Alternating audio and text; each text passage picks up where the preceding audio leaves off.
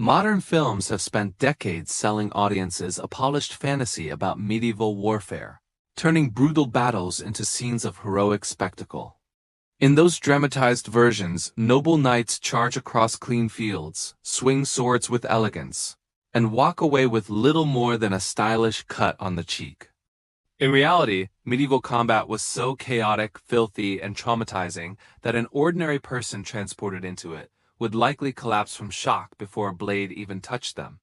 This documentary will guide you step by step through what truly happened to a medieval soldier, from forced conscription to the grim aftermath. Before we settle in, imagine yourself comfortable at home while soldiers long ago had no comfort, only fear and obligation.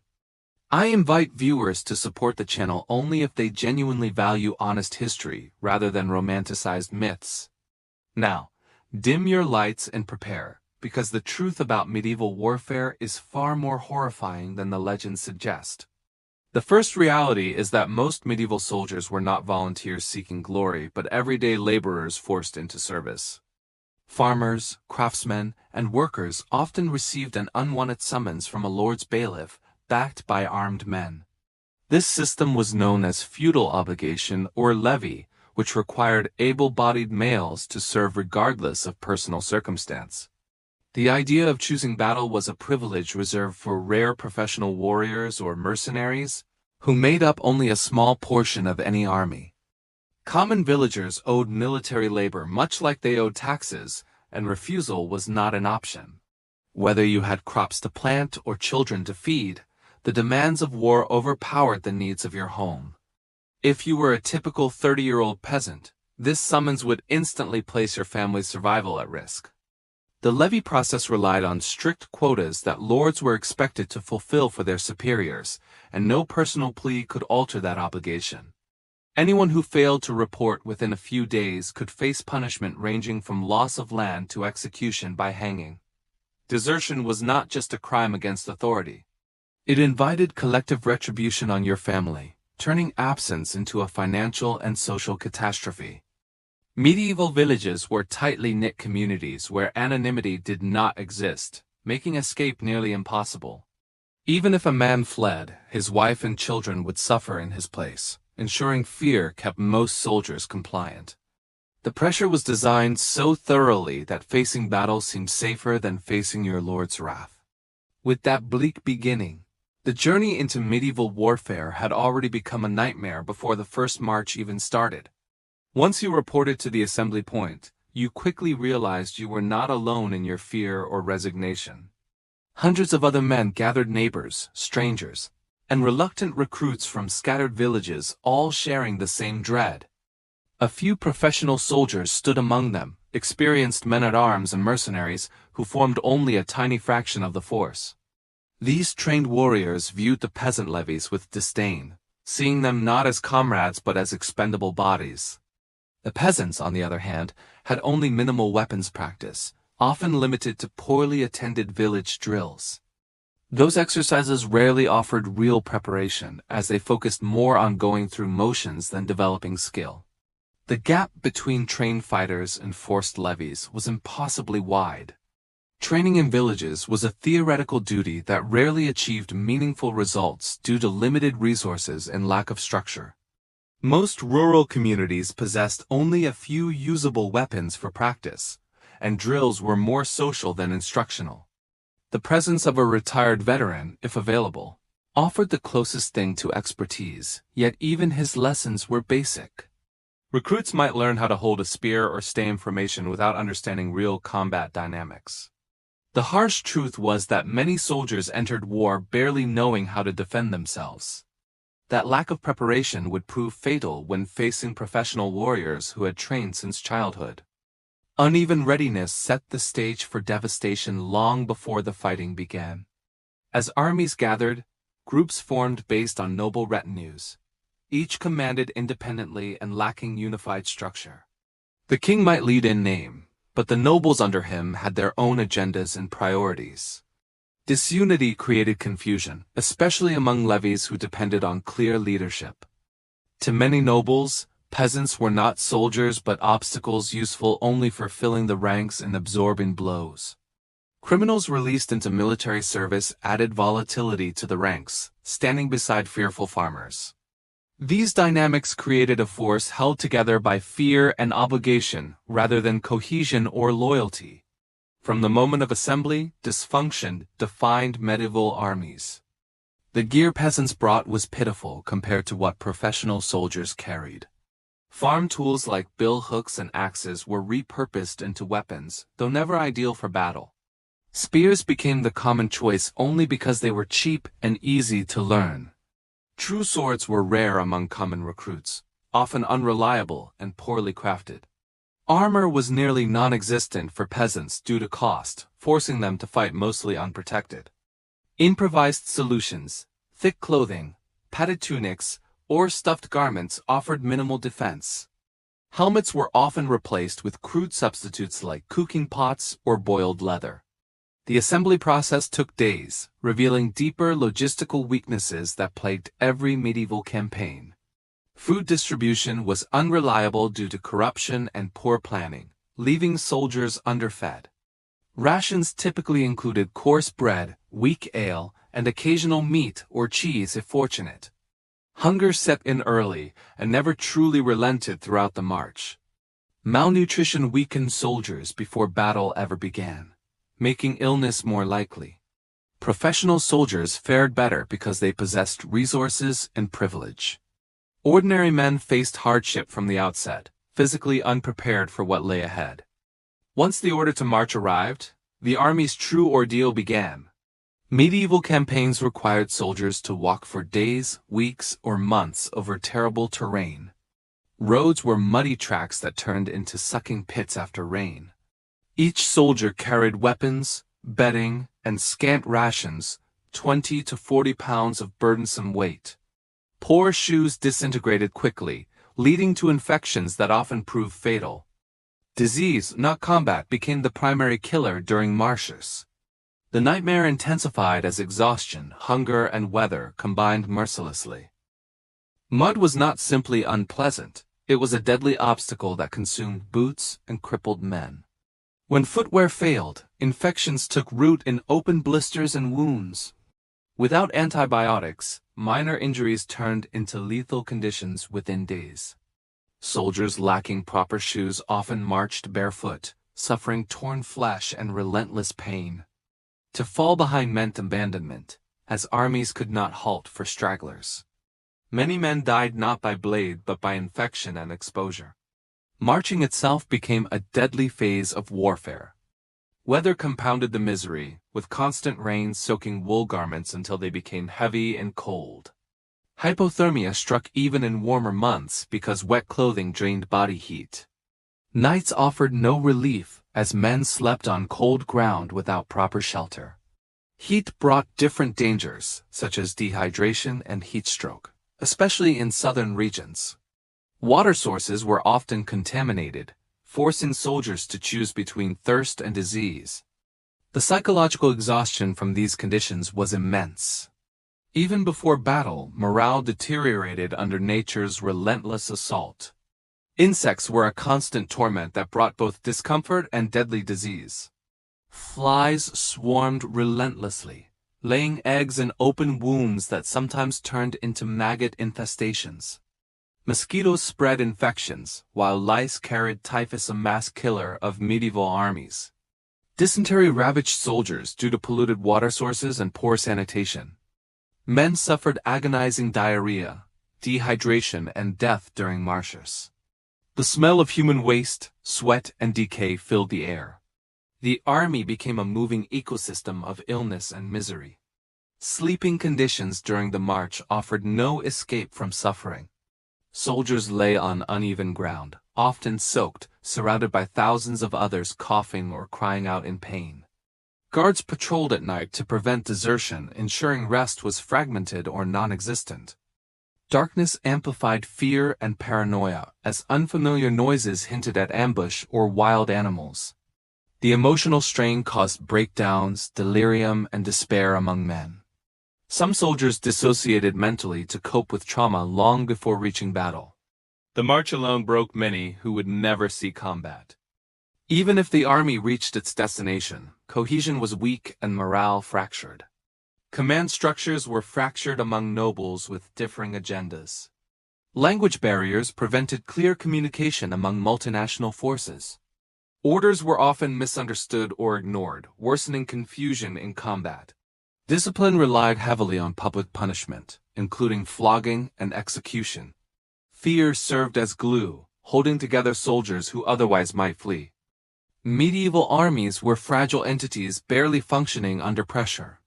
Camp life before battle magnified every problem: disease, hunger, fear, and lawlessness. Sanitation was non-existent, turning camps into breeding grounds for dysentery and typhoid. Camp followers, including merchants and sex workers, added complexity and exploitation. Overpriced goods, theft, and violence flourished in these desperate environments. Surgeons prepared for inevitable casualties, armed with crude tools and limited knowledge. Alcohol and gambling fueled fights among already unstable soldiers. The camp experience itself resembled a societal collapse in miniature. As battle neared, soldiers confronted overwhelming psychological terror. Priests moved through the camps, hearing last confessions and granting absolution. Men cried openly, begged forgiveness, and sought spiritual comfort. Sleep was rare, replaced by anxiety, vomiting, and trembling. Some attempted desertion despite severe consequences, driven by panic. Others prayed continuously, bargaining with God for survival. The night before battle was often more emotionally devastating than combat itself. When dawn arrived, formations were assembled with shouting, shoving, and threats. The army arranged itself in lines, with professional soldiers at the front and peasants behind. Tight ranks left no room to maneuver, trapping men in place. Banners and drums attempted to impose order on chaos. Opposing armies mirrored each other across the field, both terrified yet compelled to fight. War cries rose, masking individual fear beneath collective noise. A moment before advancing was an unbearable mix of dread and inevitability. Archers initiated combat, unleashing deadly volleys that filled the sky with arrows. Soldiers watched arrows ascend like a dark cloud before raining down with lethal force. Men fell instantly, some silently, others screaming as shafts pierced flesh. Shields splintered, and armor dented under relentless bombardment. Panic spread as men were struck in throat, limbs, or face without warning. Desertion attempts surged, met with brutal enforcement from sergeants. The killing began long before swords ever touched. As the distance closed, archery fire stopped to avoid hitting allies, and both sides prepared to charge. The advance transformed from walking to sprinting as adrenaline surged. The front ranks braced for impact, lowering spears toward the enemy wall. When the two masses collided, the sound resembled a catastrophic crash. Soldiers were crushed between bodies, unable to move or breathe. Those in the front fought with daggers, axes, or hammers due to limited space. Suffocation was as deadly as weapons in this human press. Fallen soldiers were trampled instantly, whether wounded or already dead. The ground turned into a slick mixture of mud and blood. Weapons thrust blindly, striking flesh, bone, or shields with brutal feedback. Pain registered dimly due to adrenaline, only to return later in torment. Screams filled the air, mingling with the metallic clang of combat. Dust and sweat choked lungs, making each breath a desperate act. Time lost meaning as seconds felt like hours. Morale determined outcomes more than tactics, and panic could spread with frightening speed. A fallen banner or rumor of defeat could trigger mass retreat. Once formation broke, soldiers fled chaotically without coordination. Cavalry seized the moment, trampling and spearing fleeing men. Pursuit was ruthless, slaughtering common soldiers who held no ransom value. The rout caused more deaths than organized combat. Victory for one side meant annihilation for the other. Surviving the battle did not guarantee safety. The wounded faced horrific outcomes. Medieval weapons caused ragged wounds that tore muscle and shattered bone. Surgery was performed without anesthetic using primitive tools. Amputations were common and agonizing, done with saws and cauterizing irons. Infection set in quickly due to contaminated instruments and environments. Gangrene consumed flesh, spreading death inch by inch. Many begged for mercy killings to end their suffering. Even minor injuries could be fatal due to lack of antibiotics and medical knowledge. Surgeons attempted treatments like poultices and bleeding based on flawed theories. Internal injuries led to slow, painful deaths from organ failure. Head trauma resulted in brain damage or unpredictable behavioral changes. Survivors often lived with permanent disabilities and chronic pain. The battlefield became a graveyard of shattered bodies and tormented souls. The wounded endured agony that rivaled or exceeded combat. Camp followers and soldiers looted the dead and dying with ruthless efficiency. Weapons, armor, boots, and valuables were stripped immediately. Rings were taken by cutting off fingers if needed. Prisoners of noble rank were spared for ransom. Commoners were killed or abandoned. Corpses were left to decompose in mass numbers, spreading disease. Burial was inconsistent, often ignored due to exhaustion and cost. The landscape of battlefields remained marked by death long after fighting ended. Returning home posed new challenges as survivors navigated hostile lands while wounded and exhausted. Food was scarce, forcing men to beg, forage, or steal. Bandits targeted veterans carrying loot, and former comrades could become threats. Villagers feared soldiers, viewing them as dangerous and unwanted. Weather and terrain continued punishing weakened bodies.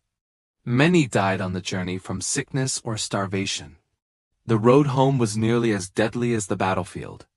Upon reaching home, veterans faced psychological trauma modern society now recognizes as PTSD. Nightmares replayed battle, scenes with vivid terror.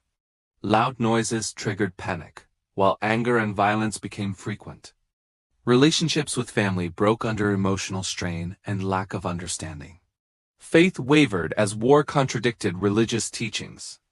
Alcohol offered temporary escape, but deep scars remained. The war followed soldiers long after they left the field. Economic hardship compounded suffering, as injuries prevented men from working effectively. Families struggled under the burden of caring for damaged veterans. Communities viewed former soldiers with suspicion or fear. Begging and crime became survival strategies for many. Veterans formed small groups, sharing trauma others could not comprehend. Social isolation deepened emotional wounds. Peace brought no relief from the consequences of war. Medieval society rarely honored common soldiers despite their sacrifices.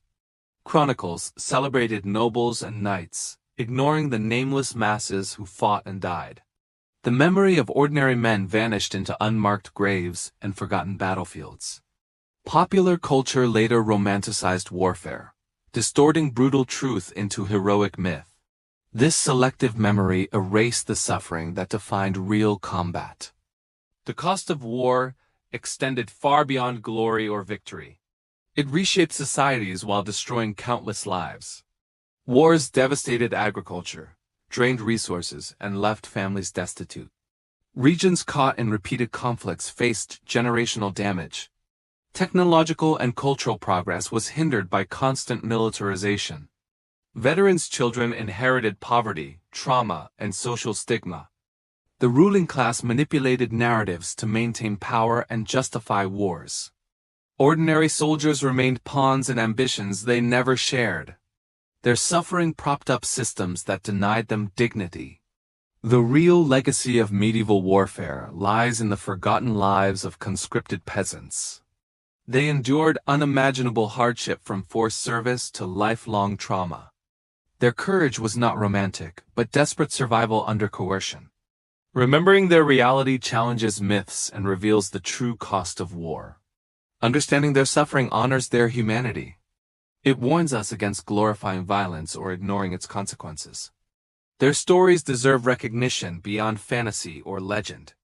When the battle's dust finally settled and the survivors staggered back from the killing fields, The true aftermath began not the triumphant celebrations poets later invented, but the grim and exhausting process of dealing with thousands of broken bodies, shattered weapons, and the overwhelming stench of death that clung to the landscape for days.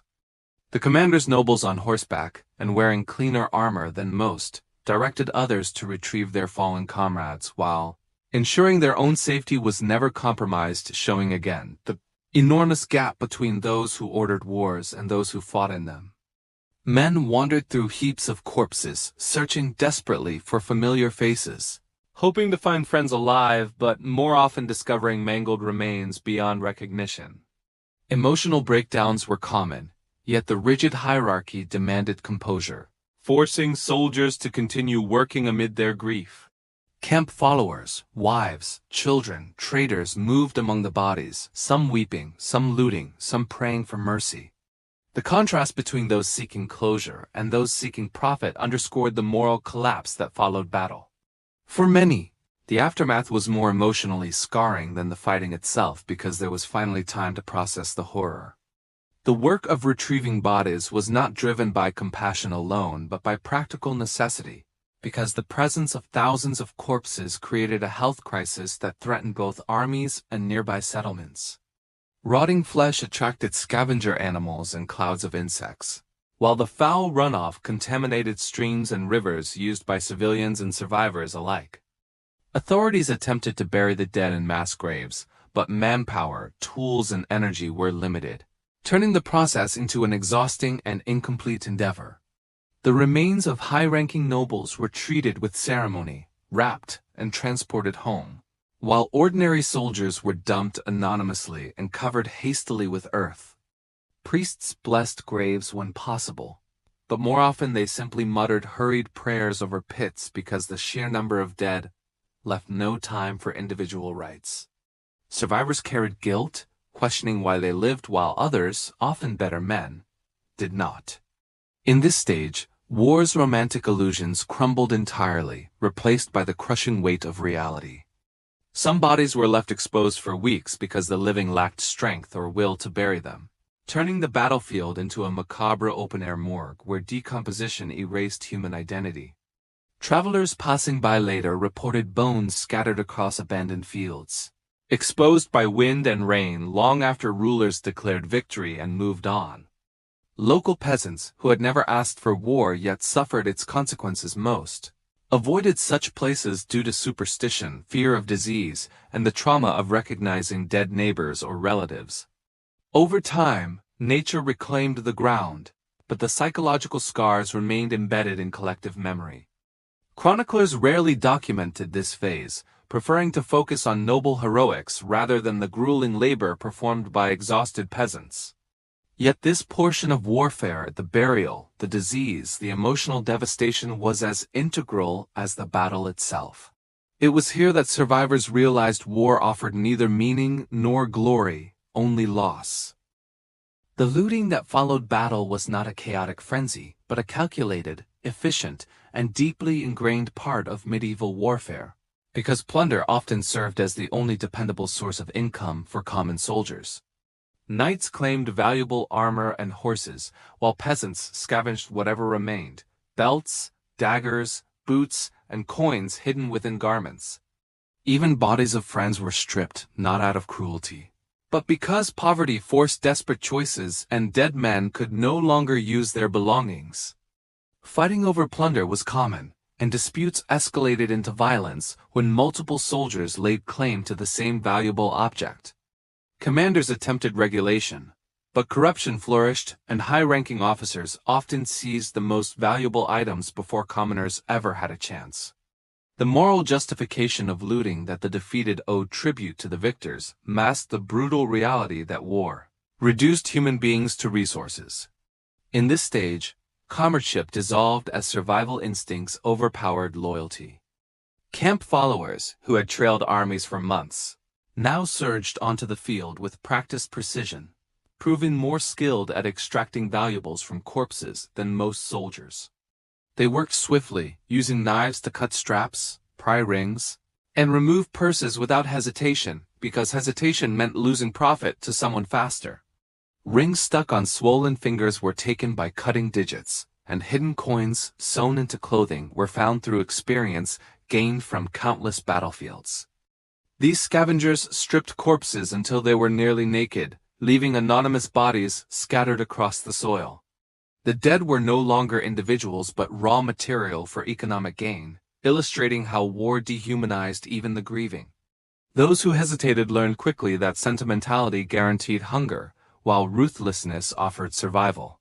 Compassion was a luxury unavailable to most. The result of this plundering economy was a marketplace flooded with second-hand weapons, tarnished armor, and blood-stained garments, all of which were resold to merchants or kept for future battles. In many cases, plunder fed entire local economies, sustaining blacksmiths, traders, and families connected to military campaigns. Looting, therefore, was not merely theft, but part of a twisted economic system that sustained warfare and incentivized future conflicts. The more lucrative a battle's outcome, the more attractive war became to those in power. For ordinary soldiers, plunder meant the difference between returning home empty-handed or supporting their families for a few months. Yet the price of this profit was the moral erosion that came with desecrating the dead. In the end, plunder served as both reward and punishment, granting temporary wealth while inflicting lasting guilt. Medieval warfare did not end on the battlefield. Instead, it unleashed long waves of suffering across the civilian population whose lands armies marched through. Villages were stripped of livestock, grain, and tools to feed troops, leaving families on the brink of starvation. Homes were burned to deny shelter to enemy forces, forcing peasants into homelessness. Fields were trampled by thousands of boots and hooves, destroying harvests that represented an entire year's labor. Women faced exploitation and violence while men who resisted were beaten or killed. Children wandered hungry, traumatized by scenes of carnage they could not comprehend. For civilians, war was not a distant event, it was an invasion of every aspect of life. The economic devastation caused by a single campaign could cripple a region for decades, altering population patterns and forcing migration. Families unable to feed themselves abandoned ancestral lands and sought refuge elsewhere, becoming beggars or laborers. Lords raised taxes to fund rebuilding efforts, pushing peasants deeper into debt. Disease swept through weakened communities already suffering from malnutrition. Churches and monasteries attempted relief, but lacked resources to address the scale of destruction. Meanwhile, nobles celebrated victories in distant halls, oblivious to the famine and despair they had caused. The people who bore the burdens of war rarely saw its supposed rewards. The psychological scars left by such campaigns were profound. Witnessing mass slaughter, losing loved ones, and watching one's livelihood destroyed eroded trust in institutions and rulers. Communities became suspicious, fearful, and divided as trauma reshaped social relationships. Songs and stories passed down through generations reflected grief rather than valor. Yet few chronicles recorded these experiences because commoners did not write history. Their suffering vanished from official accounts, leaving modern societies unaware of the true cost. The forgotten voices of medieval civilians deserve recognition as prominently as those of warriors and rulers. As armies moved from region to region, the impact on local religious institutions became impossible to ignore. Because churches, often the symbolic heart of a community, were stripped of grain, livestock, and valuables to support military campaigns, turning sanctuaries into supply depots rather than places of refuge. Priests struggled to provide spiritual comfort when confronted with starving parishioners and ravaged landscapes, forcing them to reconcile faith with the brutality occurring before their eyes. Many clergy accompanied armies to bless banners and offer last rites, but their presence could not mask the cruelty inflicted on civilians. Monasteries, though respected, were not immune to requisition or destruction when strategic necessity dictated it. Even sacred relics were seized or relocated to prevent them from falling into enemy hands, further destabilizing communities already shaken by war. The moral authority of the church wavered as clergy justified violence in God's name while witnessing atrocities committed against the innocent.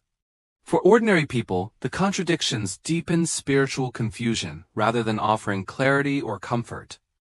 The church attempted to maintain order by condemning looting or excessive destruction, but its influence was limited by the ambitions of nobles who financed wars and commanded soldiers. In many cases, religious leaders aligned with rulers, blessing campaigns and promising divine favor, which encouraged armies to believe their violence was righteous. These proclamations often contrasted sharply with the brutal consequences civilians endured, fostering resentment toward both church and crown. Religious festivals and traditions were disrupted as famine and displacement made communal gatherings impossible, weakening cultural continuity. Pilgrimage routes became dangerous due to bandits and warbands, reducing spiritual travel and economic prosperity linked to shrines. Clergy faced personal danger when attempting to defend sacred property or intervene in conflicts, sometimes losing their own lives. The intersection of faith and warfare revealed a society torn between belief and survival. Over time, war reshaped religious practices as people turned to local saints, folk rituals, and private prayers rather than institutional guidance, seeking protection and meaning absent from official doctrine. Legends emerged about miraculous interventions, whether real or imagined, reflecting a population desperate for hope amid chaos.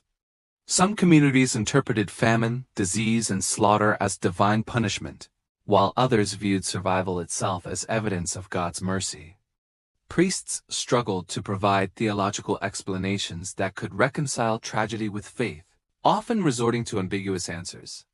These complexities rarely appeared in historical chronicles, which favored narratives of glory and divine victory rather than moral crisis. Yet for the average medieval civilian, war posed existential questions about God's justice and humanity's place in creation. In this struggle, faith became both a coping mechanism and a source of anguish. The political motives behind medieval war succession disputes, territorial claims, and noble rivalries rarely benefited the common people forced to fight. Yet rulers glorified these conflicts as necessary for national honor or divine right. Treaties were negotiated in lavish courts, far from ruined fields and starving families, demonstrating the vast disconnect between political decision-makers and those who suffered. Soldiers who returned home discovered that victories did not translate into meaningful improvements in their lives, while defeats brought increased taxation and harsher labor demands. The nobility considered war a tool for consolidating power, acquiring land, or enhancing prestige, reducing human lives to expendable assets. Peasants had no voice in these decisions, yet bore the ultimate burden when noble ambition demanded sacrifice. Political propaganda emphasized heroism and loyalty, masking the true economic and social devastation left behind. This gulf between rhetoric and reality defined medieval governance. Royal courts celebrated military triumphs with feasts, poems, and public displays, transforming brutal slaughter into cultural symbols of strength. Bards composed songs praising kings and knights, ensuring their names endured while common soldiers disappeared into mass graves. Chronicles commissioned by rulers framed conflicts as righteous endeavors, legitimizing authority while suppressing dissenting perspectives. Dissenters, those who questioned the cost of war, were dismissed as cowards or traitors, silencing dialogue about alternatives to violence. Political alliances shifted rapidly, making former enemies allies and former allies enemies, revealing how arbitrary wartime loyalties truly were. The people most affected by these decisions lacked understanding of the larger political game, seeing only suffering without context. The result was widespread disillusionment with leadership masked by enforced loyalty. Despite the chaos, rulers rarely acknowledged the human costs sustained by their subjects, focusing instead on the spoils of conquest and the reinforcement of sovereignty. The psychological distance between nobility and commoners grew wider with each campaign, as elites constructed narratives of honor that bore little resemblance to the horrors endured by soldiers. Political language sanitized killing by framing it as necessary sacrifice, numbing society to violence. Diplomacy occasionally ended conflicts, but peace terms often demanded further taxation to rebuild armies, perpetuating cycles of suffering. The inability of rulers to recognize or address trauma left entire societies struggling to heal. The legacy of political ambition echoed through generations, shaping identities and cultural memory. In the end, war served rulers far more than those who fought it. The psychological trauma experienced by medieval soldiers did not vanish when wars ended. Instead, it manifested in behaviors modern societies now recognize as symptoms of post-traumatic stress disorder. Nightmares replayed battle scenes with relentless clarity, causing men to wake screaming or drenched in sweat. Loud noises, thunder, blacksmith hammers, or doors slamming triggered panic and defensive reactions, because the body could not distinguish between real danger and memory. Anger and irritability strained family relationships, as small frustrations ignited overwhelming emotional responses. Some veterans withdrew from society entirely, seeking isolation in forests or monasteries to escape memories they could not verbalize.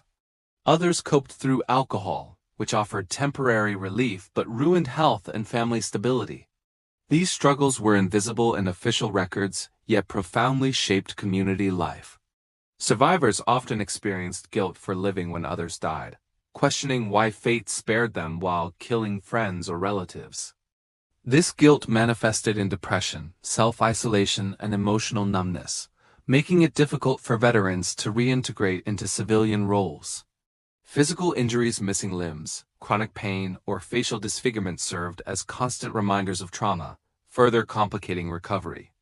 Communities lacked language or understanding to help, instead labeling veterans as mad, cursed, or dangerous. Clergy counseled prayer, yet spiritual explanations offered limited comfort when confronted with memories of slaughter and suffering. Soldiers who had once fought for their lords returned to lives where no support systems existed, forcing them to navigate trauma alone. Their internal battles outlasted the wars themselves. These psychological wounds influenced future generations, as children grew up with fathers who were emotionally distant, volatile, or incapacitated. Stories of war were passed down, not as heroic tales, but as fragmented memories of terror and loss that shaped cultural attitudes. Communities learned to fear returning soldiers, associating them with violence rather than valor. This stigma marginalized veterans, deepening their isolation and reinforcing trauma. In a society lacking mental health care, the burden fell entirely on families ill-equipped to provide support.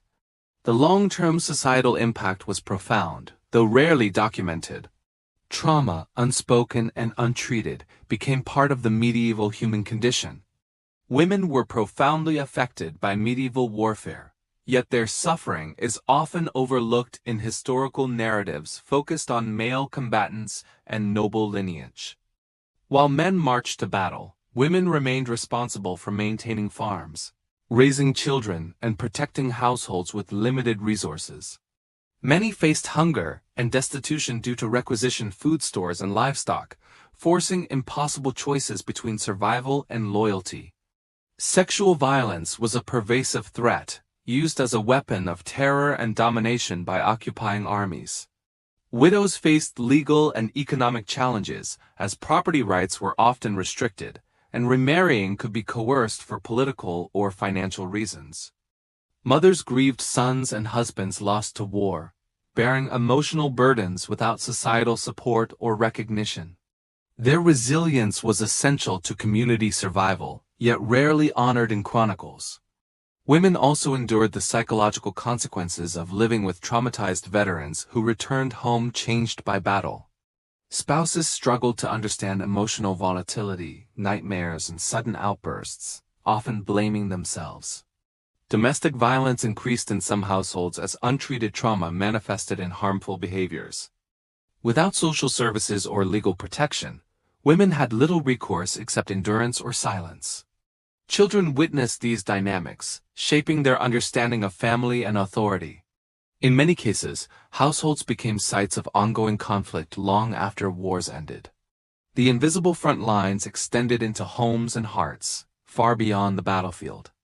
Despite these hardships, women contributed to wartime economies by producing clothing, food, and supplies essential for military campaigns. Some served as camp followers, cooks, laundresses, healers accompanying armies and facing the same dangers as soldiers. Others acted as spies, messengers, or defenders of besieged towns, demonstrating courage equal to any knight. Yet their roles were minimized or omitted from official histories written by male chroniclers. The exclusion of women's experiences distorted collective memory, presenting an incomplete picture of medieval society. Recognizing their suffering and contributions is essential to understanding the full cost of war. Their endurance shaped survival as surely as swords shaped death. The economy of medieval warfare extended beyond looting, encompassing entire industries built around conflict armoring, smithing, horse breeding, and supply chains, all of which profited from ongoing violence. Craftsmen forged swords and armor not only for nobles, but for mass conscripted armies, transforming tools of death into lucrative commodities. Merchants followed troops, selling overpriced goods to soldiers desperate for food, clothing, or alcohol. Trade routes shifted to accommodate military movements, disrupting civilian markets and inflating prices. Siege warfare required engineers, carpenters, and miners, turning the destruction of cities into a source of employment. War taxes funded these enterprises, extracting wealth from peasants who received no benefit. Thus, economic incentives ensured war remained a constant presence in medieval life. The cyclical nature of war created boom and bust patterns, where prosperous periods for merchants and craftsmen coincided with widespread poverty among peasants. Nobles enriched themselves through land seizures, ransoms, and plunder, while commoners lost homes and livelihoods. Inflation and scarcity drove black markets, where stolen goods circulated among traders unconcerned with origin. Corruption flourished as officials diverted supplies or extorted bribes, worsening shortages for soldiers and civilians alike. Rebuilding efforts after conflicts drained resources further, prolonging economic instability. Generations lived under debt incurred from wars fought long before they were born. In this way, the economic legacy of war endured far beyond the battlefield. These pressures hindered technological and agricultural advancement, as resources that might have supported innovation were redirected to armaments and fortifications. Scholars and artisans who could have contributed to cultural progress died in battle or were conscripted, causing intellectual stagnation. Infrastructure roads, bridges, mills fell into disrepair due to neglect, reducing productivity. Trade disruptions isolated regions, limiting exchange of goods, ideas, and culture. Feudal obligations prioritized military service over education or craftsmanship, diminishing human potential. The cost of war was not just measured in casualties, but in lost opportunities and delayed progress. Medieval warfare shaped the economic landscape for centuries, influencing social structures and development. Cities suffered acutely during medieval warfare, as sieges disrupted supply lines, caused famine, and exposed inhabitants to bombardment, disease, and psychological terror. Walls offered initial protection, but prolonged blockades trapped populations inside with dwindling resources. Water sources became contaminated, leading to outbreaks of dysentery and plague. Civilians endured constant fear of assault, fire, and collapse as catapults and trebuchets hurled stones that reduced homes to rubble. Negotiations for surrender were fraught with uncertainty because commanders often demanded harsh terms or massacred inhabitants to set examples. Refugees who escaped faced hardship beyond city walls, lacking resources or safe destinations. Urban warfare left scars deeper than physical destruction, altering demographics and social structures. Inside besieged cities, social order deteriorated as hunger and fear eroded trust and cooperation among residents. Rationing became necessary, yet accusations of hoarding or favoritism fueled conflict. Riots erupted when desperation exceeded discipline, and authorities responded with harsh measures to maintain control. Criminals exploited chaos, looting homes and preying on the vulnerable. Morality shifted as people prioritized survival above law or tradition. Families resorted to eating pets, leather, or worse, illustrating the extreme deprivation endured. Siege life was a slow descent into despair, leaving lasting trauma for survivors. When cities finally fell, victors often exercised brutal retribution, looting wealth, enslaving inhabitants, or committing mass killings to discourage future resistance. Buildings were burned, libraries destroyed, and cultural heritage lost in hours. Artists, scholars, and craftsmen were killed or displaced, disrupting intellectual and cultural continuity. Survivors rebuilt slowly, haunted by memory and burdened by loss. Political and economic power shifted, reshaping regional dynamics. Chronicles celebrated conquests without acknowledging the suffering that enabled them. The legacy of siege warfare was devastation disguised as victory. Long after wars ended, the landscapes where battles were fought remained haunted, literally and metaphorically, by the memory of unimaginable suffering. Farmers plowing fields unearthed bones, rusted weapons, and fragments of armor, tangible reminders of forgotten lives. Locals told stories of ghosts or curses, expressing trauma in folklore rather than historical record. Children grew up hearing warnings about wandering spirits, reflecting collective unease and unresolved grief. Archaeological evidence shows that many battlefields became grazing land or waste areas, avoided by communities. The earth itself seemed to absorb blood and sorrow, preserving history beyond written chronicles.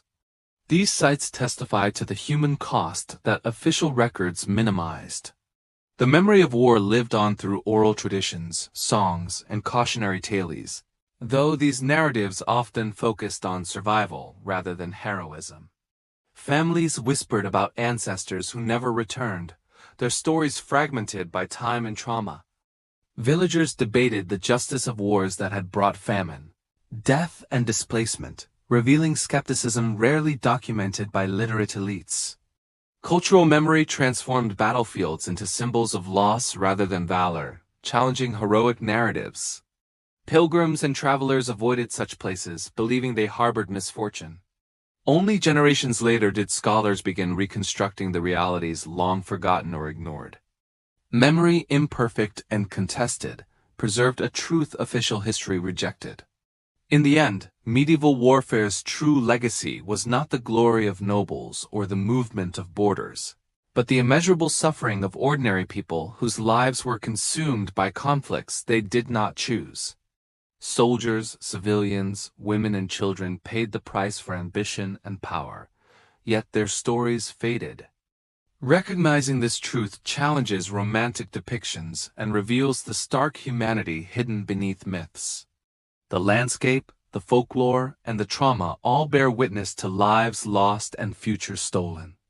To remember these experiences is to honor those forgotten by history. It also serves as a warning about the cost of political violence. War reshaped medieval society, leaving scars still visible in our understanding of the past.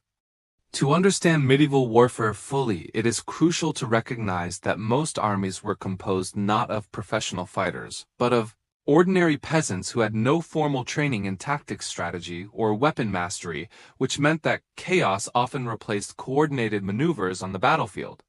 While nobles and knights imagined themselves as the architects of war, the majority of their forces lacked the discipline required for complex formations. Orders shouted across a noisy battlefield were often misunderstood or ignored, resulting in confusion and unintended movements that left flanks exposed. These disorganized masses struggled to maintain cohesion under pressure, especially when fear or survival instincts overwhelmed instructed commands. Professional soldiers, although more skilled, were too few to prevent breakdowns in formation. The stark disparity between trained and untrained fighters turned many engagements into brutal collisions rather than controlled tactical encounters. Thus, Medieval warfare was shaped more by human fear and inexperience than by brilliant military planning. When formations shattered, the consequences were devastating because panic spread faster than rational thought among men terrified by death and unfamiliar with battlefield discipline. A single unit breaking away could create a ripple effect, leading neighboring soldiers to believe defeat was imminent. Even the presence of a fallen banner or a wounded noble could destroy morale and trigger retreat. Officers attempted to restore order through force, threatening desertion with execution, but fear often outweighed punishment. Commanders rarely anticipated how quickly panic could escalate into full-scale routs. The result was mass slaughter during retreats, where fleeing men were cut down from behind by cavalry or rival infantry. In these moments, chaos triumphed over strategy, revealing the fragility of medieval armies. Historians often credit victories to tactical genius, but close examination reveals that success frequently depended on luck, weather, terrain, and the unpredictable psychology of troops.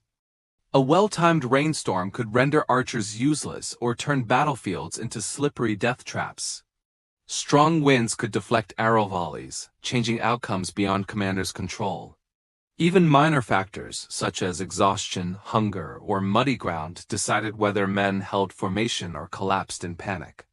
Heroes were made not by divine favor but by circumstance. The unpredictability of battle exposed the limits of human planning. In truth, medieval warfare was rarely a chess match. It was a chaotic gamble with human lives. Weapons used in medieval warfare, spears, swords, maces, axes, and bows were not elegant instruments of honor but brutal tools designed to crush, pierce, and dismember the human body. The romantic image of a knight, sword clashing gracefully in choreographed duels, fell apart under the reality of thick armor, cramped formations, and muddy ground. Most peasants wielded spears, not swords, because they were cheaper to produce, easier to train with, and more effective in crowded combat. Blunt weapons like maces and warhammers existed solely to smash armor and bone, demonstrating how practicality overtook chivalric ideals. Arrows with bodkin tips pierced mail, while broadheads shredded flesh, leaving wounds that bled uncontrollably. The objective was not dueling finesse but maximum lethality. Weaponry reflected the harsh truth that war prioritized efficiency over honor. Armor, though iconic in films and reenactments, was heavy, uncomfortable, and often inaccessible to common soldiers. Full-plate armor was reserved for wealthy nobles, while most men relied on mail shirts or padded gambesons that offered limited protection. Helmets, essential for survival, were often absent or crudely made for peasants, leaving them vulnerable to head injuries. The constant weight of armor exhausted wearers during marches and restricted mobility in combat. Heat buildup caused dehydration and fainting during prolonged engagements. Even knights struggled with visibility and restricted breathing, forcing compromises between protection and function. The myth of invincible armor ignored the reality of its limitations. Mounted combat, often romanticized, was equally misunderstood because horses were vulnerable and required extensive training to remain effective amid chaos. War horses were expensive and rare, meaning most soldiers fought on foot. The cavalry's decisive charge was not a common occurrence, but a calculated tactic used sparingly, often during routs rather than in the thick of battle. Horses could panic, slip in mud, or refuse to charge dense formations of spears.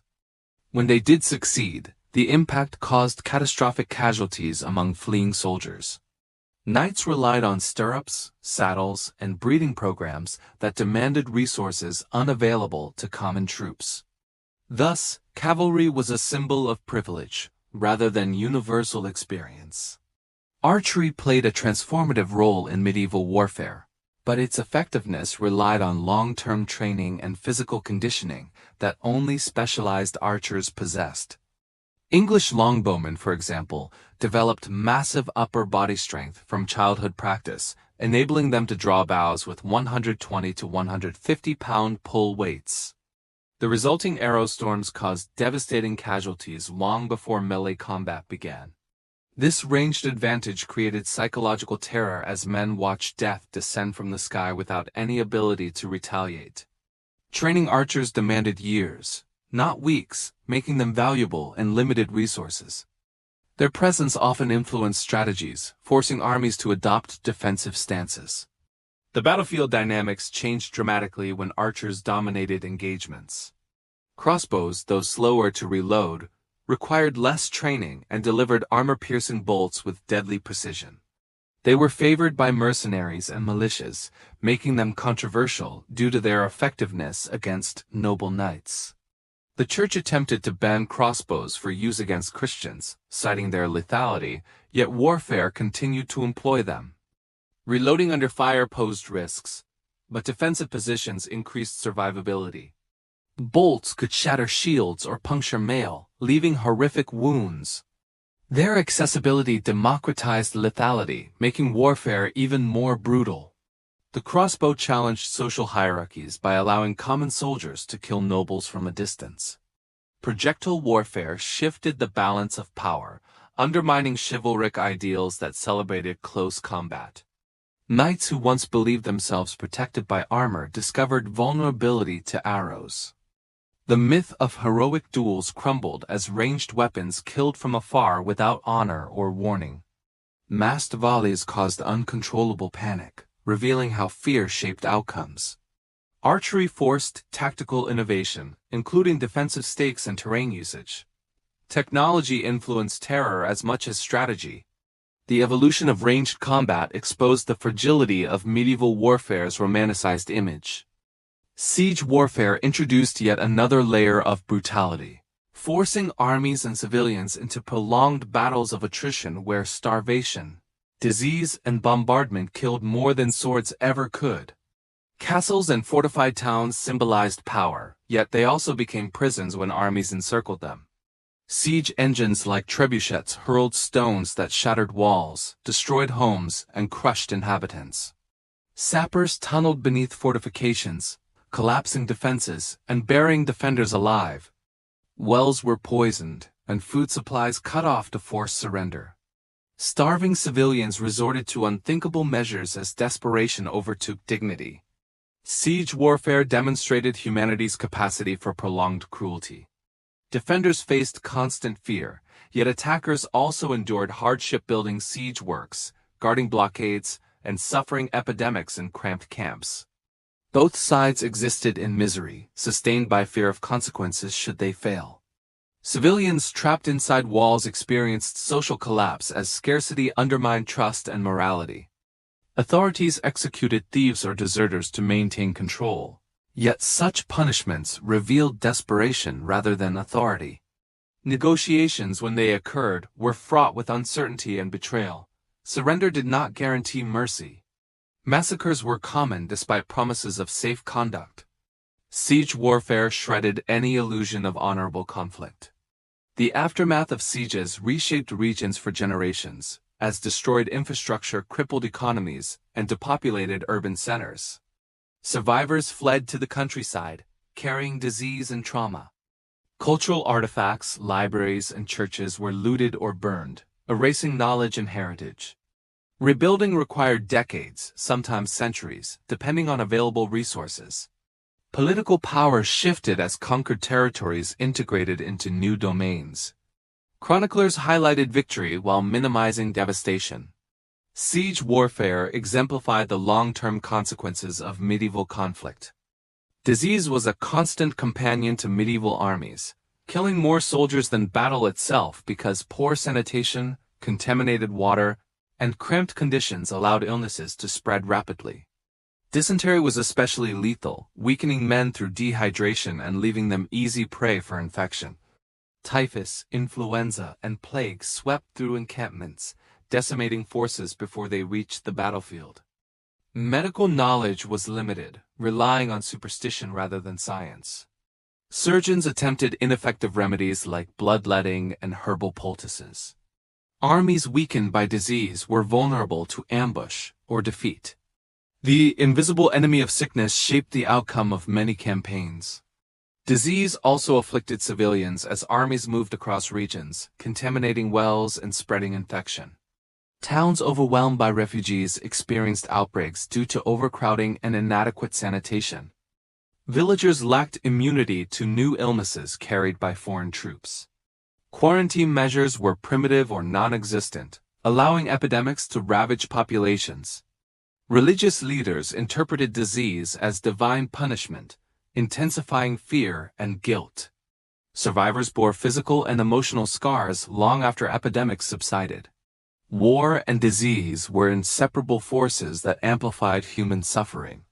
These epidemics altered demographics, reducing labor forces and increasing the burden on surviving workers. Agricultural production declined, leading to famine and higher mortality. Economic instability followed as markets collapsed and trade routes closed. Some regions never recovered, remaining depopulated for decades. Migration reshaped settlement patterns, with abandoned villages swallowed by forests. Disease undermined social structures as fear fractured communities. The legacy of wartime epidemics extended far beyond military victory or defeat. The collapse of infrastructure during wartime, bridges destroyed, mills burned, roads neglected, crippled transportation and commerce, forcing communities into isolation. Farmers could not transport grain to markets, and merchants avoided dangerous routes. Villages that once depended on trade networks faced starvation when supply chains broke. Water systems contaminated by corpses or siege damage spread illness. Churches and town halls used for storage or defense suffered structural damage. Rebuilding required skilled labor and funding that peasants did not possess. The consequences of destroyed infrastructure echoed long after armies departed. Economic systems strained as inflation skyrocketed and coinage debased to finance military spending. Barter replaced currency in some regions, reflecting economic regression. Agricultural land lay fallow due to lack of labor or fear of renewed conflict. Skilled craftsmen died or fled, reducing production capacity. The scarcity of goods inflated prices beyond reach for ordinary people. Nobles and merchants profited from scarcity, widening social inequality. Economic collapse deepened the suffering of those already burdened by war. Urban centers once thriving with craftsmen and scholars declined, their populations reduced by famine, plague, or migration.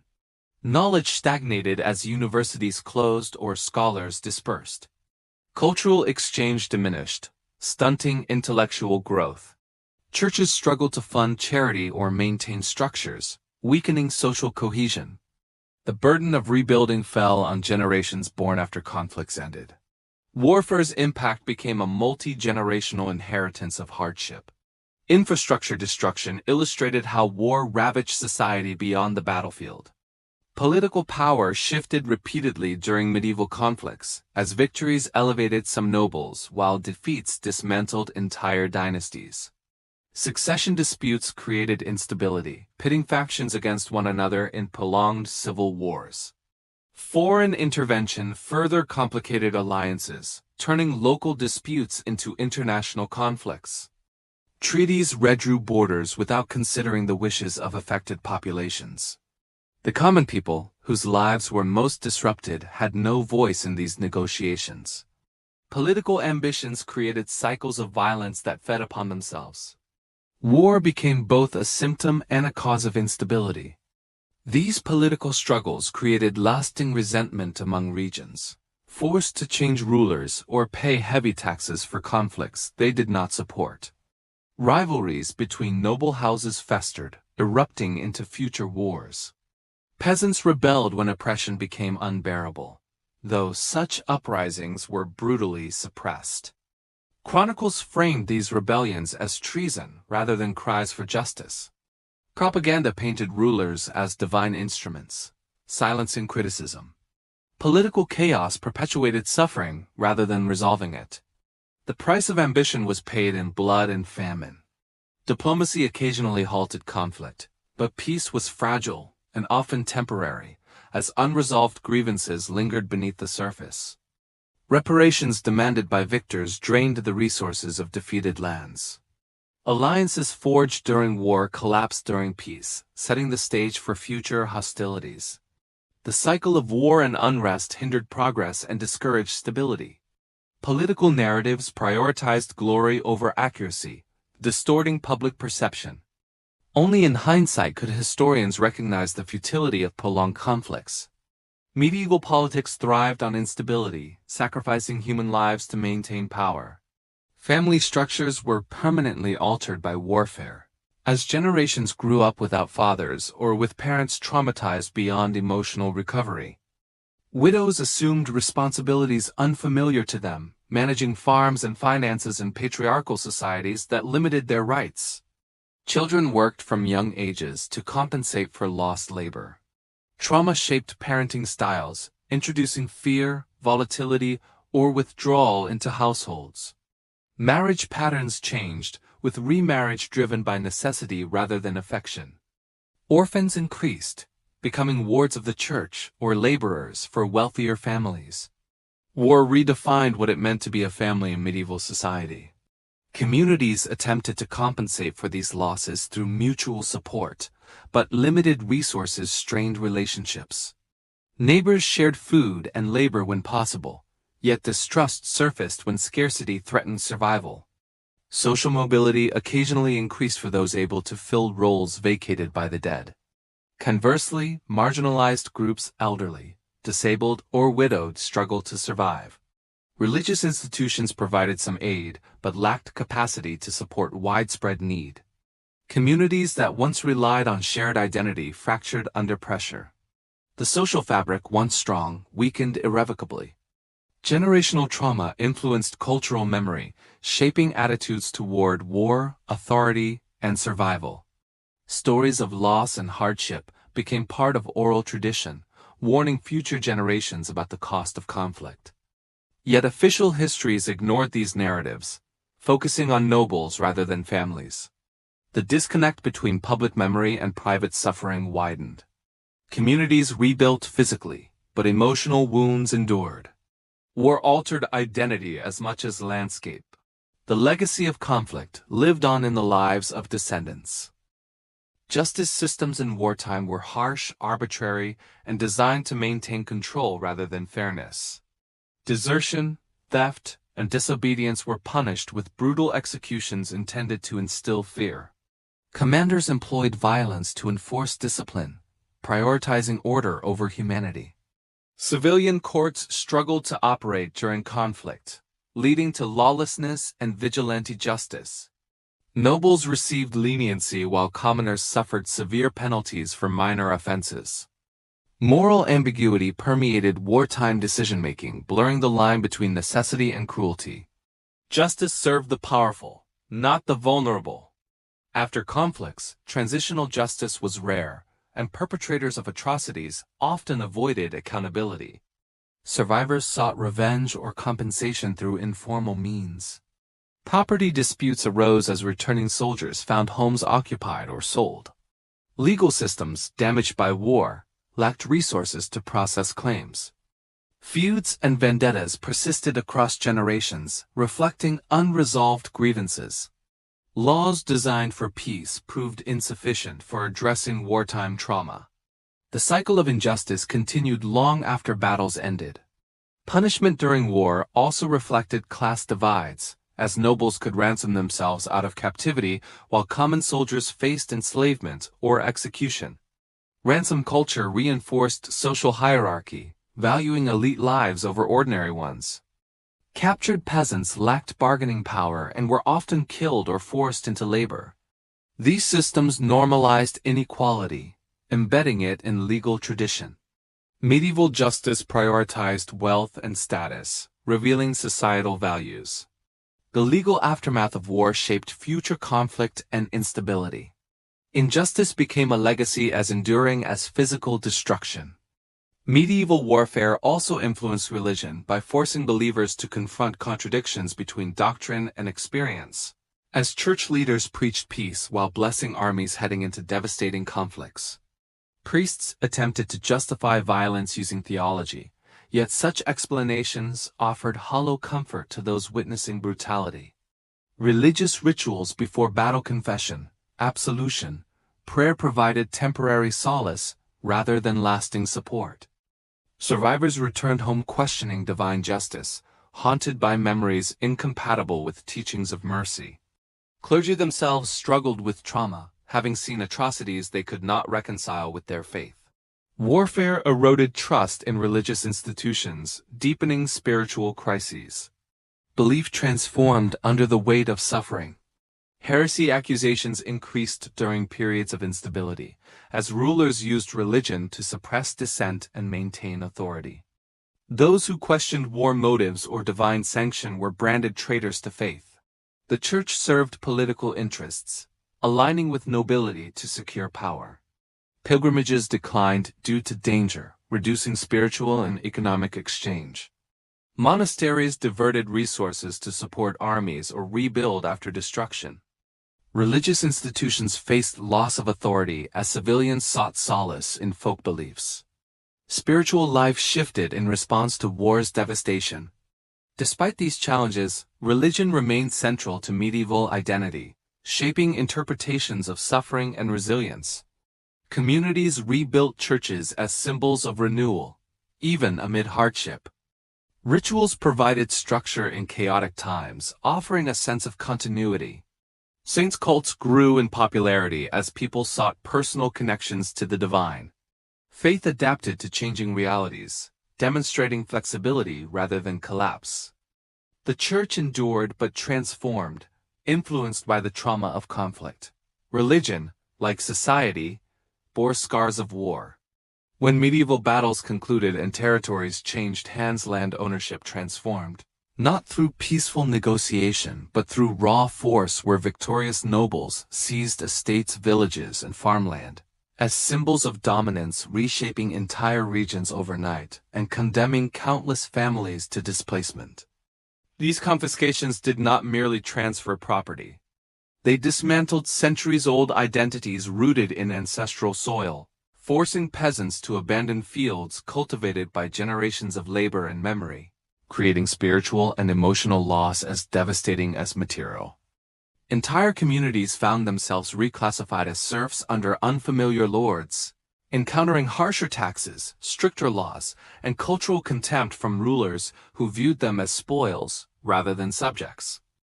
Boundaries were redrawn with ink and blood, ignoring familial ties, trade routes, and communal relationships, fracturing once cohesive regions into fragmented territories. Displaced peasants wandered in search of refuge, becoming burdens on neighboring settlements already struggling under wartime shortages, fueling resentment and conflict. Inheritance chains collapsed as rightful heirs were dispossessed, their claims overwritten by military conquest rather than legal precedent. Local customs and traditions were suppressed or replaced, erasing cultural continuity. The winners rewrote history to legitimize seizures, transforming theft into supposed divine entitlement. Land, once a foundation of identity, became a reminder that survival depended not on heritage but on power. The redistribution of property sparked generations of legal disputes as dispossessed families attempted to reclaim estates through courts that favored wealth and political influence, turning justice into another battlefield where commoners rarely prevailed. Nobles forged alliances, marriages, and treaties to secure contested lands, weaponizing diplomacy to ensure conquests endured. Peasants, lacking representation, saw their livelihoods determined by signatures and seals crafted in distant halls, while they bore the consequences without voice or recourse. When disagreements erupted into renewed conflict, villages once again became collateral damage, proving land was not merely territory but a catalyst for ongoing war. Treaties documented borders without acknowledging the human cost: orphans, widows, and refugees who could not return to their homes. Corrupt officials accepted bribes to confirm titles, deepening inequality and distrust. Religious institutions sometimes intervened, but their influence fluctuated depending on political favor, leaving many claims unresolved. The notion of rightful ownership shifted from tradition to force, eroding centuries of social order. Ultimately, wartime redistribution outlived the battles themselves, embedding conflict into the very soil. Generations later, the consequences of wartime property seizures persisted in lawsuits, rebellions, and cultural shifts as descendants of both conquerors and victims struggled over titles rooted in old conflicts. Rural landscapes bore scars of abandoned estates and collapsed villages, silent reminders of families erased by conquest. Oral histories preserved the memory of injustice, passing stories of lost land and broken promises, influencing community identity long after written records faded. Legal archives filled with disputes showcased how warfare shaped not just territory but the evolution of law itself. Peasants continued paying taxes to lords whose ancestors had stolen their land, creating a cycle of resentment. Some displaced families integrated into new lands, but many lived with generational bitterness. The emotional trauma of dispossession lingered, shaping political attitudes and fueling future unrest. Victory on the battlefield did not end suffering. It only marked the beginning of new grievances. Land became both symbol and evidence of war's enduring reach. Trade networks that once connected distant regions collapsed under the pressure of continuous warfare, as merchants feared traveling through territories patrolled by hostile armies, corrupt toll collectors, and opportunistic bandits who viewed caravans as treasure. Markets that previously thrived with spices, textiles, and metals became emptier each week, replaced by desperate barter systems that reflected scarcity rather than prosperity. Luxury goods vanished first, signaling economic decline, but soon basic resources, grain, salt, tools became difficult to acquire. Merchants who attempted long-distance routes risked not only robbery but forced conscription, imprisonment, or execution, turning commerce into a gamble few dared. Inflation soared as rulers debased coinage to fund armies, reducing currency trust and destabilizing everyday transactions. Cities dependent on trade revenues suffered, watching once crowded ports and marketplaces turn into ghost-like shells. The economic backbone of medieval society, exchange, craft, and movement, shrank into survival economies. Strategic roads fell into disrepair, cutting off communities entirely. The collapse of trade was not a temporary inconvenience, it was a transformation that deepened the misery of war. Guilds, once centers of craftsmanship and knowledge, lost apprentices, masters, and resources as warfare consumed men and materials, leading to the erosion of specialized skills that had taken centuries to develop. Tools and workshops were destroyed or confiscated by armies seeking metal for weapons, crippling industries that supplied everyday life. Skilled craftsmen fled or died, leaving gaps that could not be quickly filled, causing the loss of techniques and traditions. International agreements vanished, replaced by embargoes, sanctions, or outright hostility. Cities once proud of their artisans became dependent on inferior goods or smuggling. Economic inequality widened as wealthy merchants hoarded remaining supplies while the poor starved. Attempts to revive craft production faced shortages of labor and raw materials. Trade stagnation discouraged innovation. Necessity did not always foster invention when resources were absent. The fall of guilds demonstrated how war attacked culture and knowledge, not just life. Urban decline became inevitable as commercial centers transformed into overcrowded, impoverished spaces where unemployment soared and food prices rose beyond reach. Migration emptied cities, sending families to rural areas where conditions were not much better, but offered the illusion of safety. Infrastructure deteriorated roads, bridges, granaries, and ports without maintenance. The decline of commerce reduced cultural exchange, limiting exposure to foreign ideas and slowing intellectual development. Knowledge stagnated in isolated regions. Attempts to rebuild trade routes faced political instability and mistrust. Piracy grew on rivers and seas, targeting supply ships. Economic collapse fueled famine, disease, and unrest. Trade's downfall was not simply financial, it reshaped societies from the foundation upward. During wartime, cultural life withered as poets, artisans, and scholars lost patrons or were forced into service, turning creativity into survival rather than expression. Manuscripts were destroyed during sieges, not because of targeting knowledge intentionally, but because libraries were viewed as fuel or loot. Universities closed, leaving students and scholars scattered, interrupting intellectual lineage. Philosophical debates shifted from exploration to justification of conflict. Art grew darker, reflecting suffering and divine judgment rather than beauty. Music reflected mourning instead of celebration. Cultural practices persisted only through oral tradition. Innovation stalled as minds focused on survival. The arts became echoes of trauma.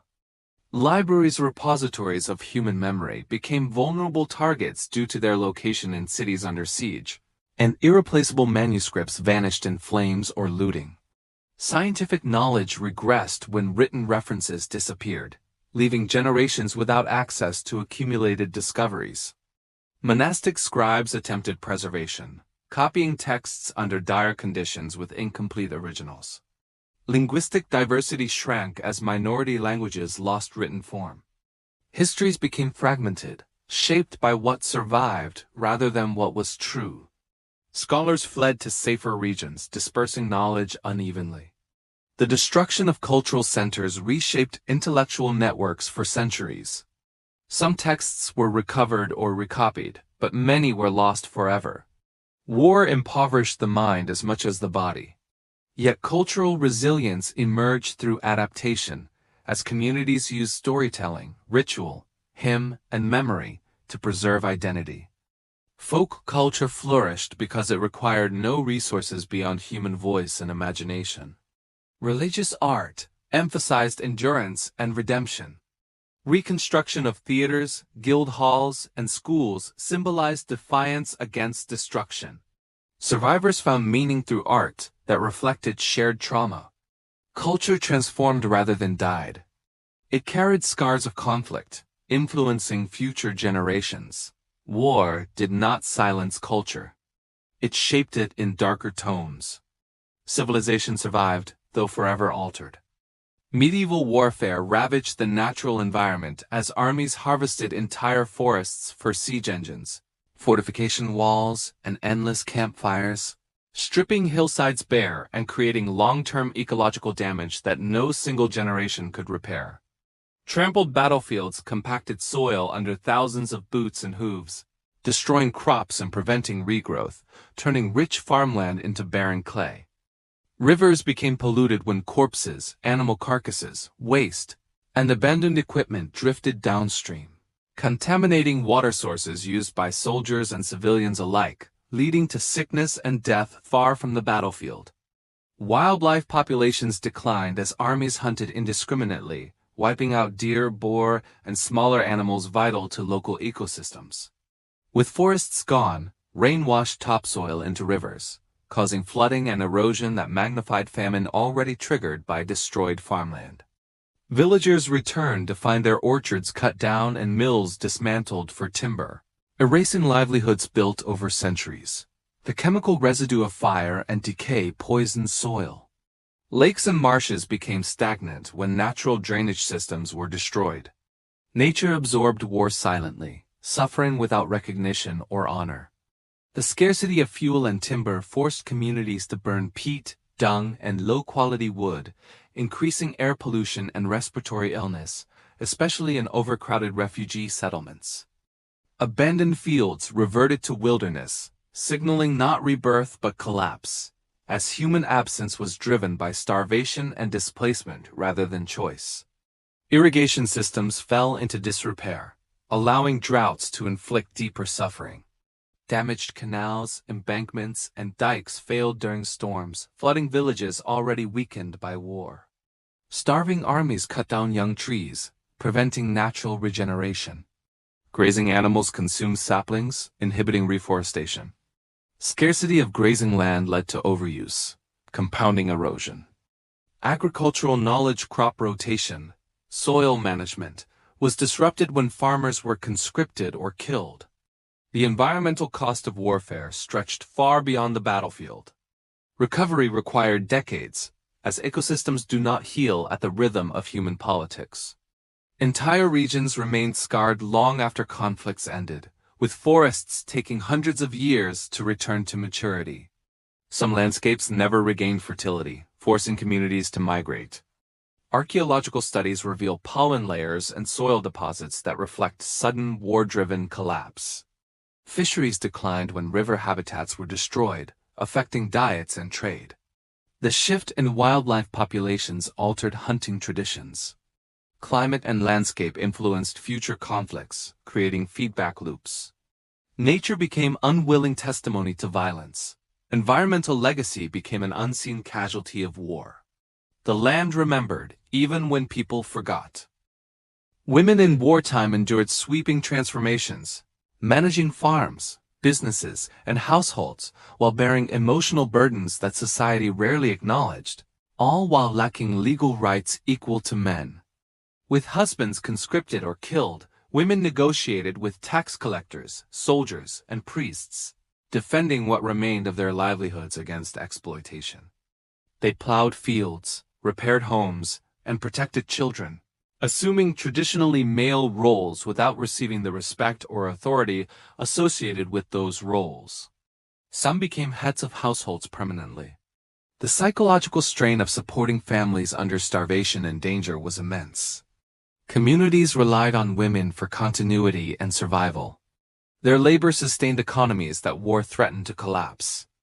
Yet when soldiers returned, many women were forced back into subservient positions.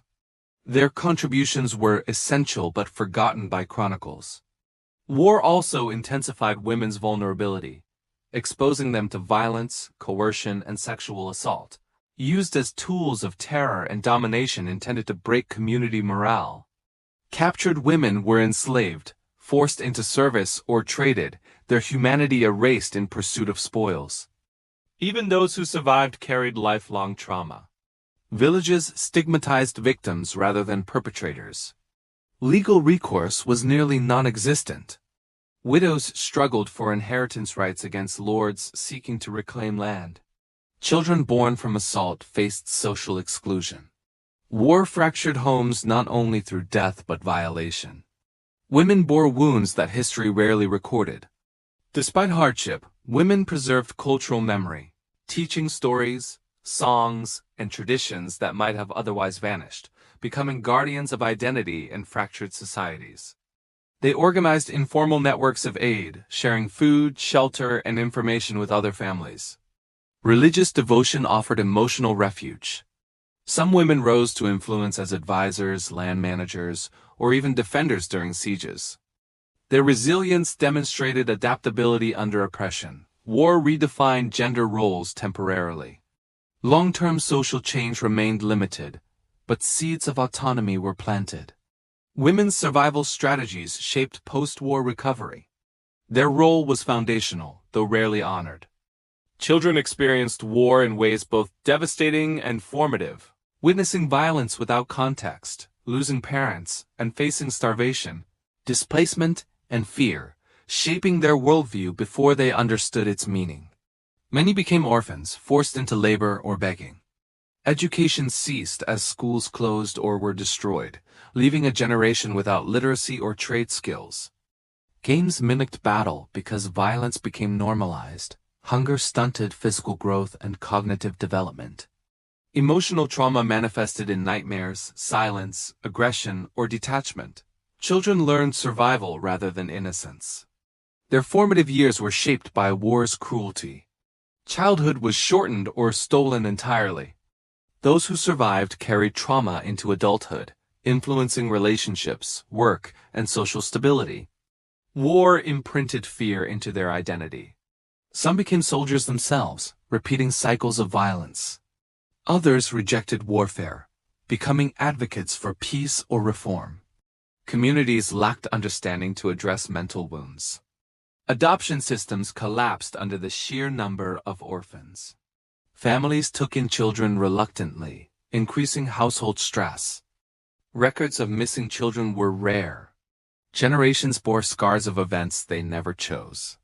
Despite immense loss, children also represented resilience, helping rebuild farms, households, and communities. They inherited stories that shaped cultural memory. Their survival symbolized continuity. Education resumed slowly after conflict, but gaps remained. Trauma shaped future values, beliefs, and governance. War marked not just individuals but societies. Generational impact extended beyond lifetimes. Children became living reminders of war's reach. The future was written in their scars. The psychological consequences of medieval warfare were profound, though misunderstood, as soldiers returned home haunted by nightmares, flashbacks, panic, and violent outbursts, symptoms now recognized as PTSD, but then interpreted as weakness or sin.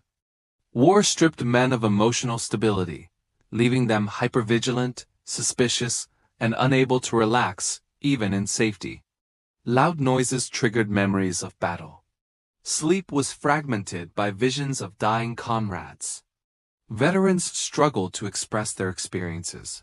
Alcohol became escape rather than celebration. Anger erupted unexpectedly. Families suffered alongside soldiers. Mines remained battlegrounds long after fields were silent. Medieval communities lacked psychological frameworks to support traumatized veterans, leaving priests and family as the only available, often ineffective resources. Confession eased guilt temporarily but could not address fear or trauma. Shame prevented open discussion. Some veterans withdrew from society. Others turned to violence, becoming bandits or mercenaries. Villages feared and avoided them.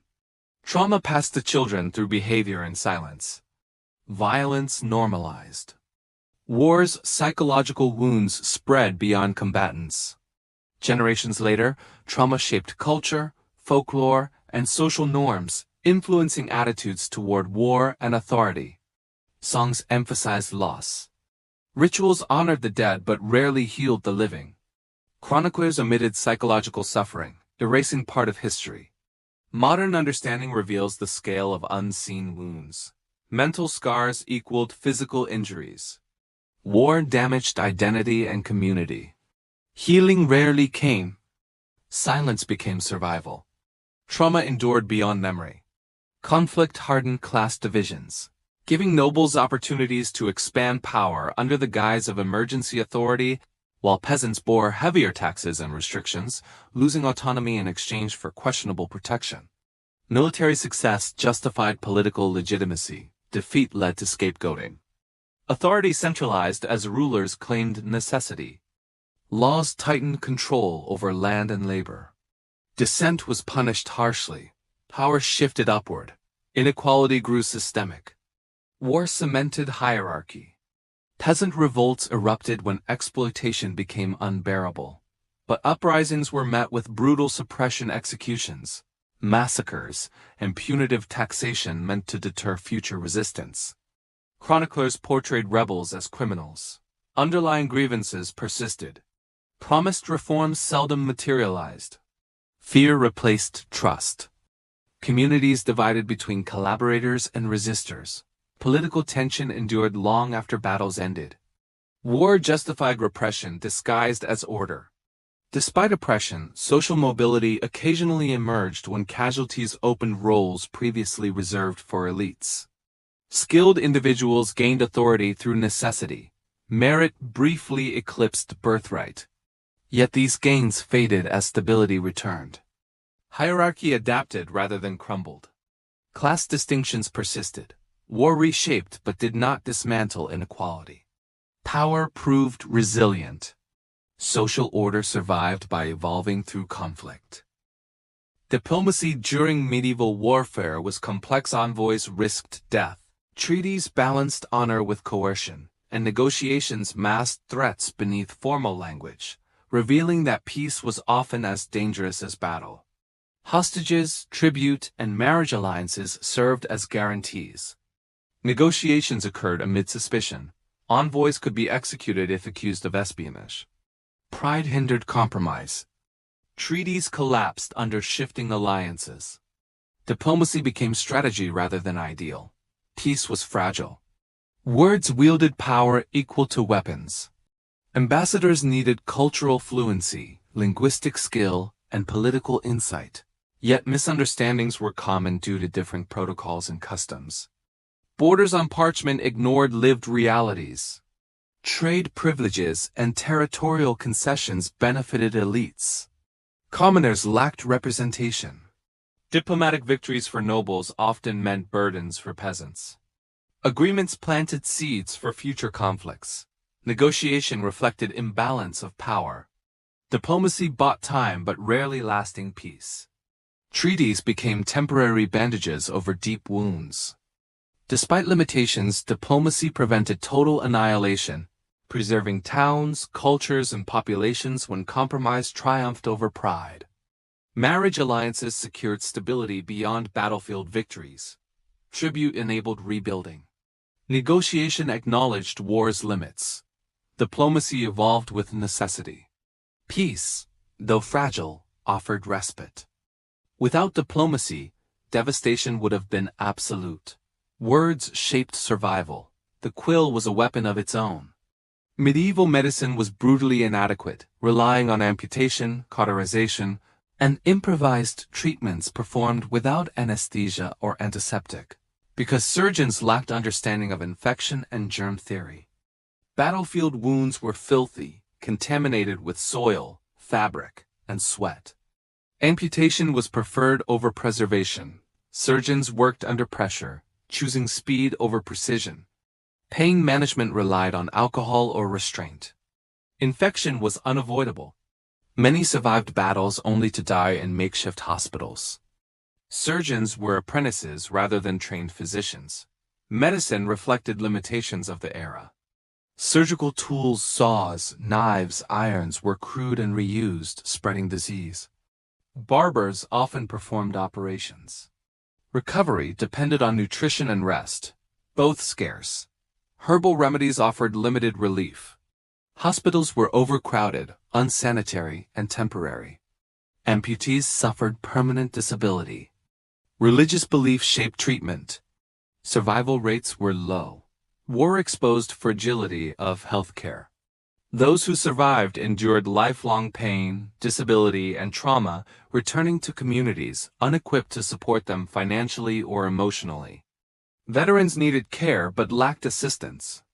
Chronic pain hindered work. Social stigma followed visible wounds. Families carried burden. Medicine progressed slowly. War forced improvisation. Healthcare was overwhelmed. Victims outnumbered healers. The logistics behind medieval warfare were as burdensome and deadly as the battles themselves, requiring vast amounts of grain, livestock, timber, iron, and coin that strained economies and forced peasants to surrender their harvests, tools, and animals without compensation, pushing entire villages toward famine before armies even marched. Supply wagons moved slowly across muddy, rutted roads, vulnerable to ambush and weather, and when they failed to arrive, soldiers starved or turned to pillaging, creating additional cycles of suffering. Transport relied on oxen and horses, both expensive and vulnerable to disease, requiring pasture and fodder that consumed resources meant for civilians. Armies could only move as fast as their slowest wagons, meaning campaigns often stalled, prolonging war and increasing casualties indirectly through starvation and illness. When food ran short, commanders reduced rations or seized supplies from villagers, deepening resentment and resistance. Water sources had to be found or captured, and contaminated streams often caused outbreaks of dysentery that killed more men than swords. Arms and armor required constant repair, forcing blacksmiths to follow armies or set up makeshift forges near battlefields. Winter campaigns were disastrous, as roads froze or flooded. Logistics determined victory or defeat as surely as swords and shields. The burden fell especially on peasants whose carts and animals were requisitioned, whose barns were emptied, and whose fields were stripped of grain, before they could harvest it for themselves, turning war into a parasitic force draining the lifeblood of rural communities. The feudal system demanded that peasants supply food and transport as part of their obligations, regardless of their own hunger. Villagers who resisted were punished, beaten, or killed. Taxes expanded during wartime, supposedly temporary, but often permanent. The cost of feeding armies bankrupted estates. Regions along marching routes became wastelands. Markets collapsed under shortages. Civilians bore responsibility for sustaining war they never chose. Logistics made peasants unwilling soldiers in conflicts they did not fight. Even victorious armies suffered logistical collapse when distance from home increased, forcing them to forage or plunder enemy territory rather than rely on supply lines. Sieges demanded enormous resources: wood for engines, stone for artillery, and weeks or months of food. Failure to secure supply routes could doom entire campaigns. Some commanders preferred swift battles to avoid logistical strain, but war rarely followed strategy. The more prolonged the conflict, the greater the suffering. Eventually, soldiers and civilians alike realized that war was not simply violent, it was economically parasitic. Supply failures turned triumphs into disasters. Logistics shaped history as much as tactics. War fed on resources like a plague devouring land itself. Siege warfare, one of the most terrifying aspects of medieval conflict, transformed cities and castles into prisons where defenders and civilians endured starvation, disease, and constant bombardment, forced to watch enemy engineers construct towers, battering rams, and trebuchets designed to tear their homes apart piece by piece. Siege engines hurled stones, burning pitch, diseased carcasses, and psychological terror over walls. Life inside walls deteriorated rapidly. Wells were poisoned. Food stocks dwindled. Cats, dogs, and rats became meals for starving defenders. Children died first. Siege broke spirit before it broke walls. For attackers, sieges were slow, exhausting endeavors that required constant labor digging trenches, building siege lines, and guarding against sorties. Disease spread in camps as sanitation collapsed. Morale suffered. Commanders weighed cost versus reward. Assaults on walls were catastrophic, with ladders collapsing and men falling into deadly crossfire. Mining operations attempted to collapse walls from below. Defenders countermined, turning underground tunnels into deadly battlegrounds. Siege warfare became attrition of resources and will. Victory favored patience, not bravery. When walls finally fell, the aftermath was horrific. Cities were sacked. Civilians massacred or enslaved, and property burned or stolen.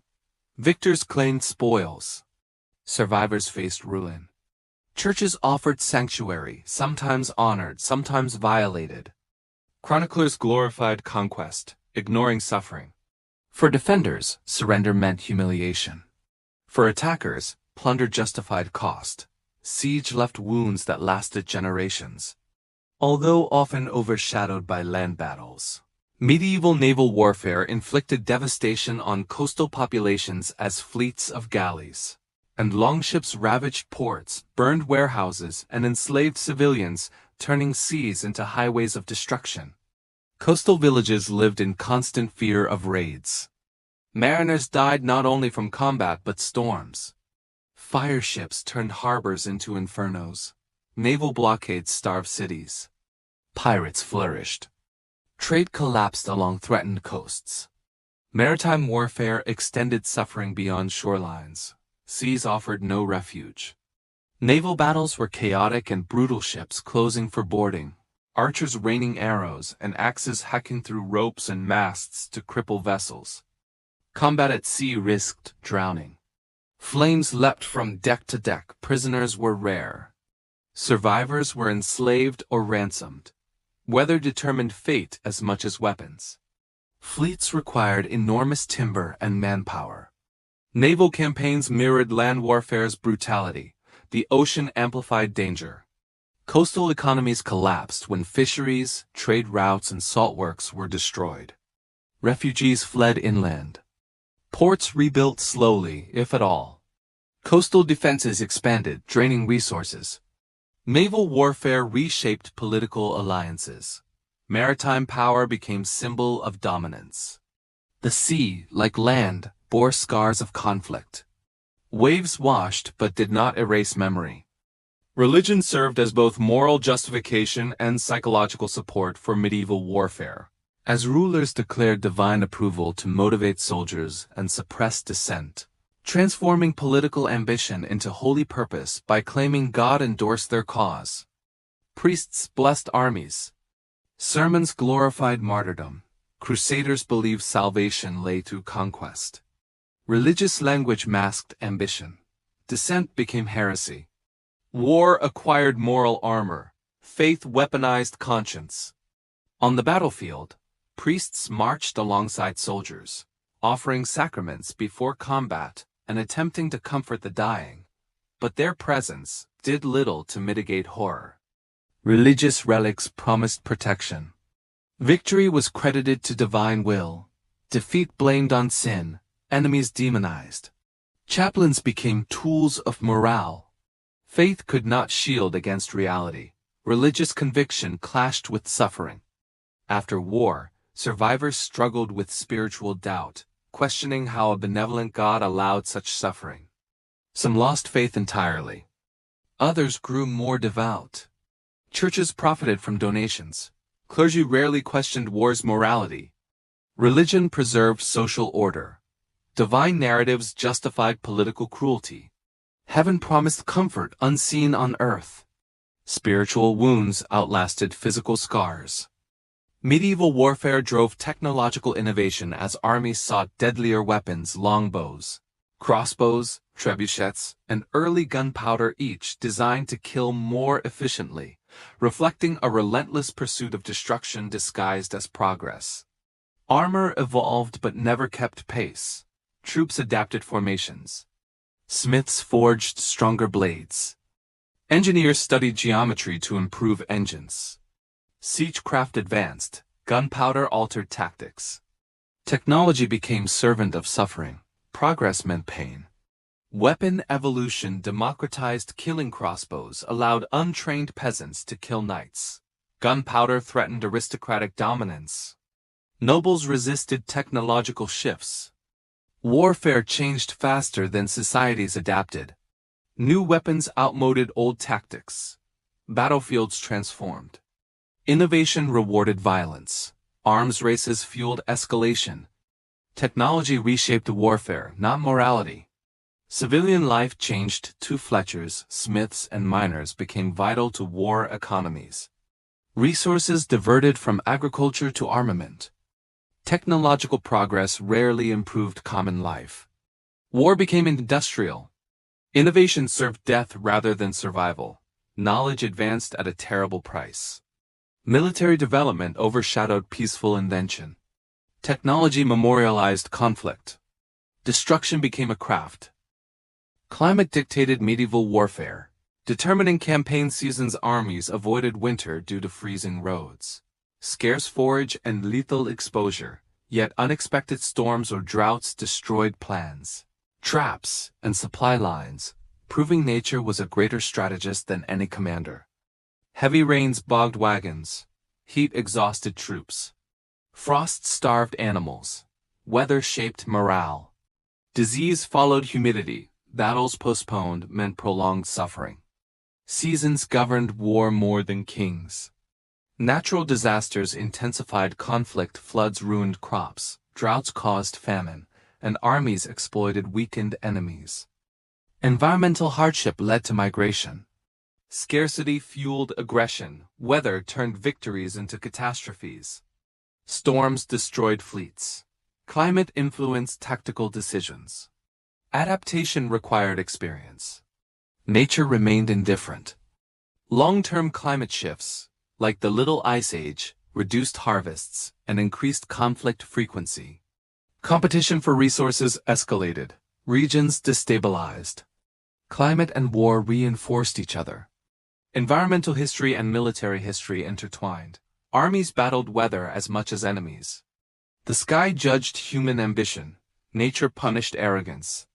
Climate wrote its own chapter of war. War blurred lines between soldier and criminal as mercenaries, deserters, and displaced peasants formed bands that roamed countryside, plundering villages, kidnapping civilians and turning peace into illusion, even after battles ended, demonstrating that war-born chaos persisted long after treaties were signed. Banditry flourished. Roads became death traps. Mercenaries sold loyalty to highest bidder. Violence normalized. Communities lived in fear. outlaws multiplied. Peace meant little without security. Swords ruled law. Mercenaries lacked allegiance, shifting sides for coin and abandoning campaigns when payment failed, creating unpredictable military forces. Some became kingslayers or kingmakers. Others betrayed employers. Criminal networks infiltrated trade. Local authorities proved powerless. Justice collapsed. Violence was profession. War institutionalized crime. Mercenaries became symbols of instability. Villagers formed militias for protection but lacked training and weapons. Rebels sought justice. Lords responded brutally. Bandits exploited chaos. Refugees suffered most. Order became fragile. Crime persisted for decades. War reshaped morality. Violence remained long after peace.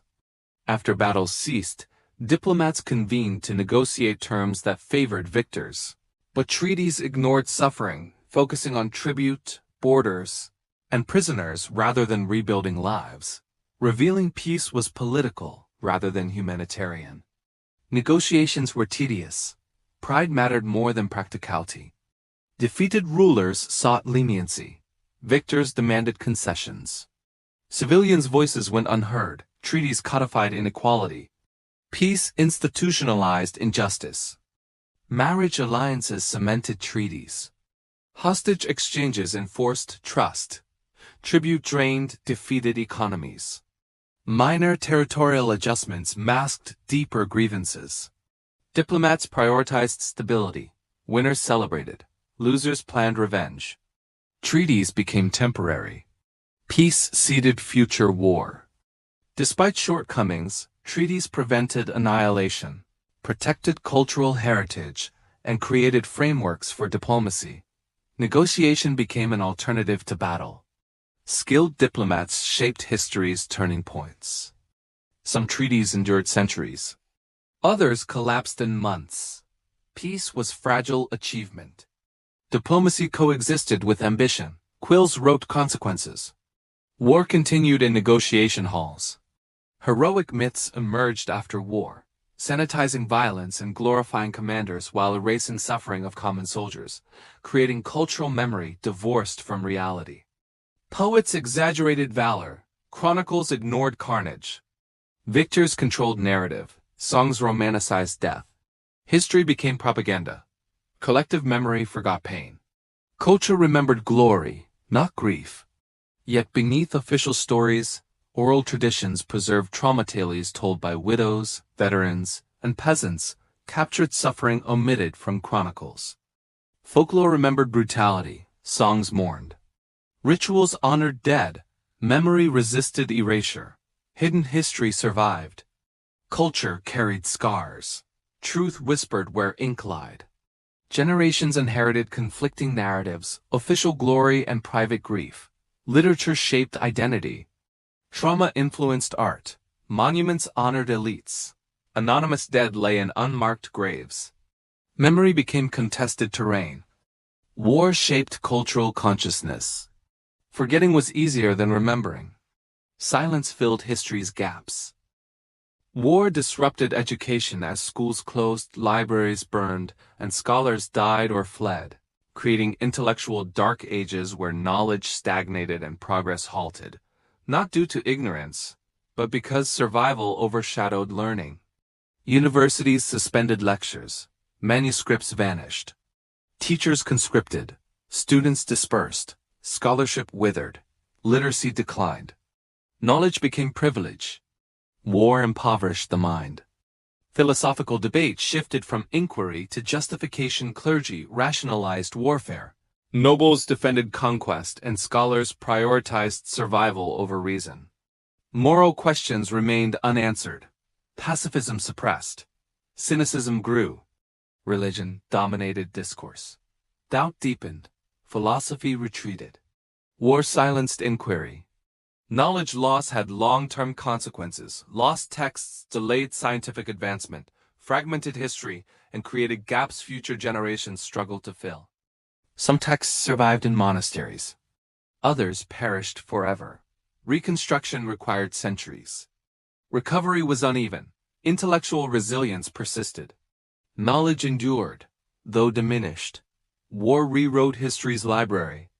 Long after the battles ended, entire regions remained trapped in economic devastation, as ruined farmland, collapsed trade networks, and decimated populations prevented any quick recovery, forcing generations to rebuild from the ashes of war-driven poverty that reshaped their lives permanently, not temporarily.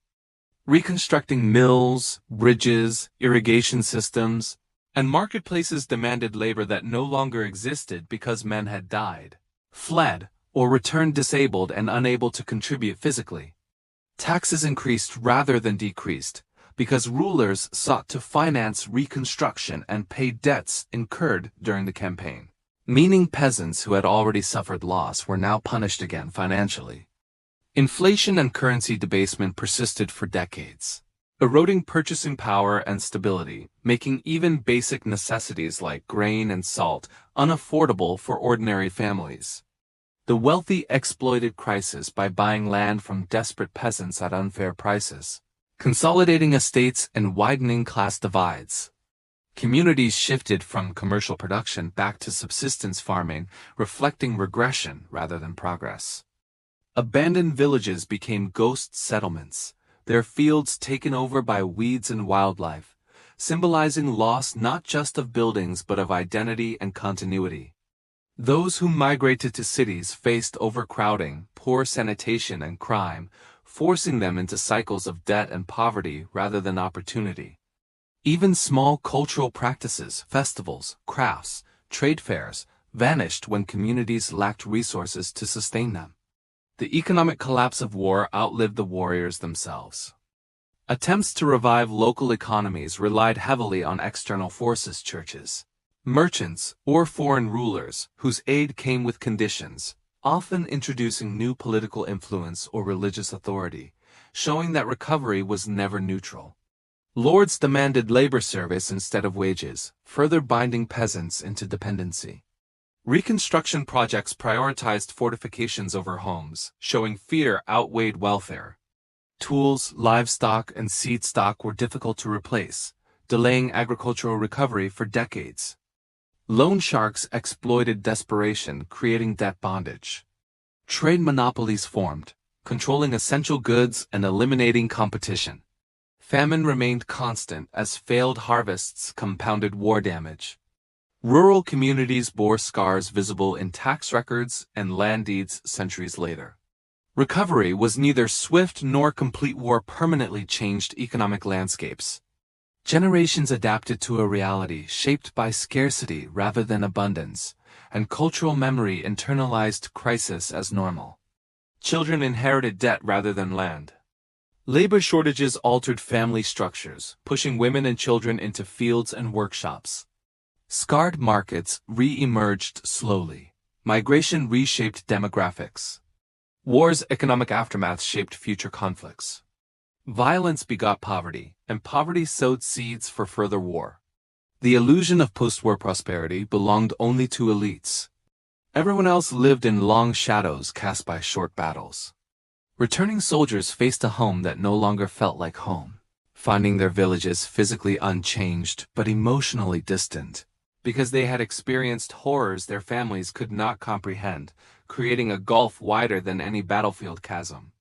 The expectation that they resume normal life, farm work, trade, marriage ignored psychological trauma, chronic pain, and moral injury that altered identity permanently.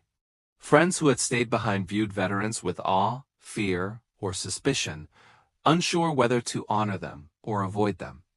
Veterans with missing limbs, scarred faces, or impaired senses bore visible reminders that unsettled communities, triggering pity or revulsion rather than respect.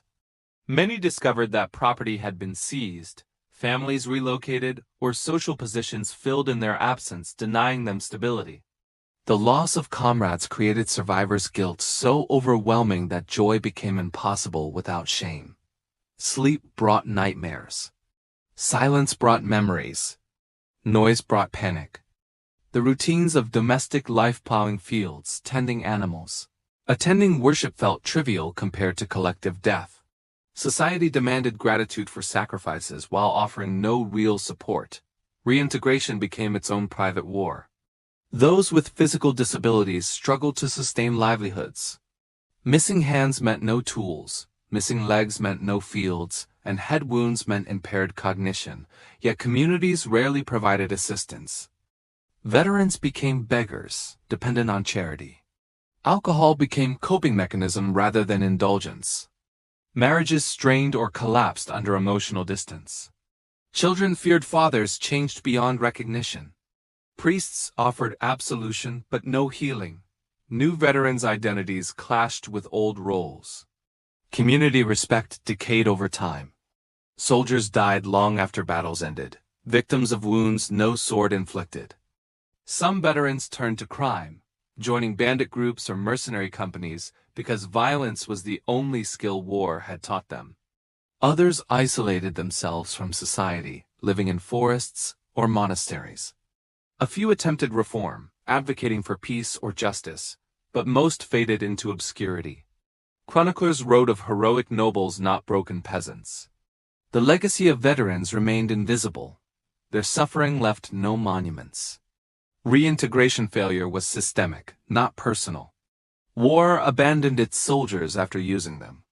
War acted as a catalyst for disease, accelerating the spread of plague, dysentery, typhus, and influenza through unsanitary camps, contaminated water, and forced migration, meaning that countless men, women, and children died not from swords, but from pathogens that exploited chaos better than any general.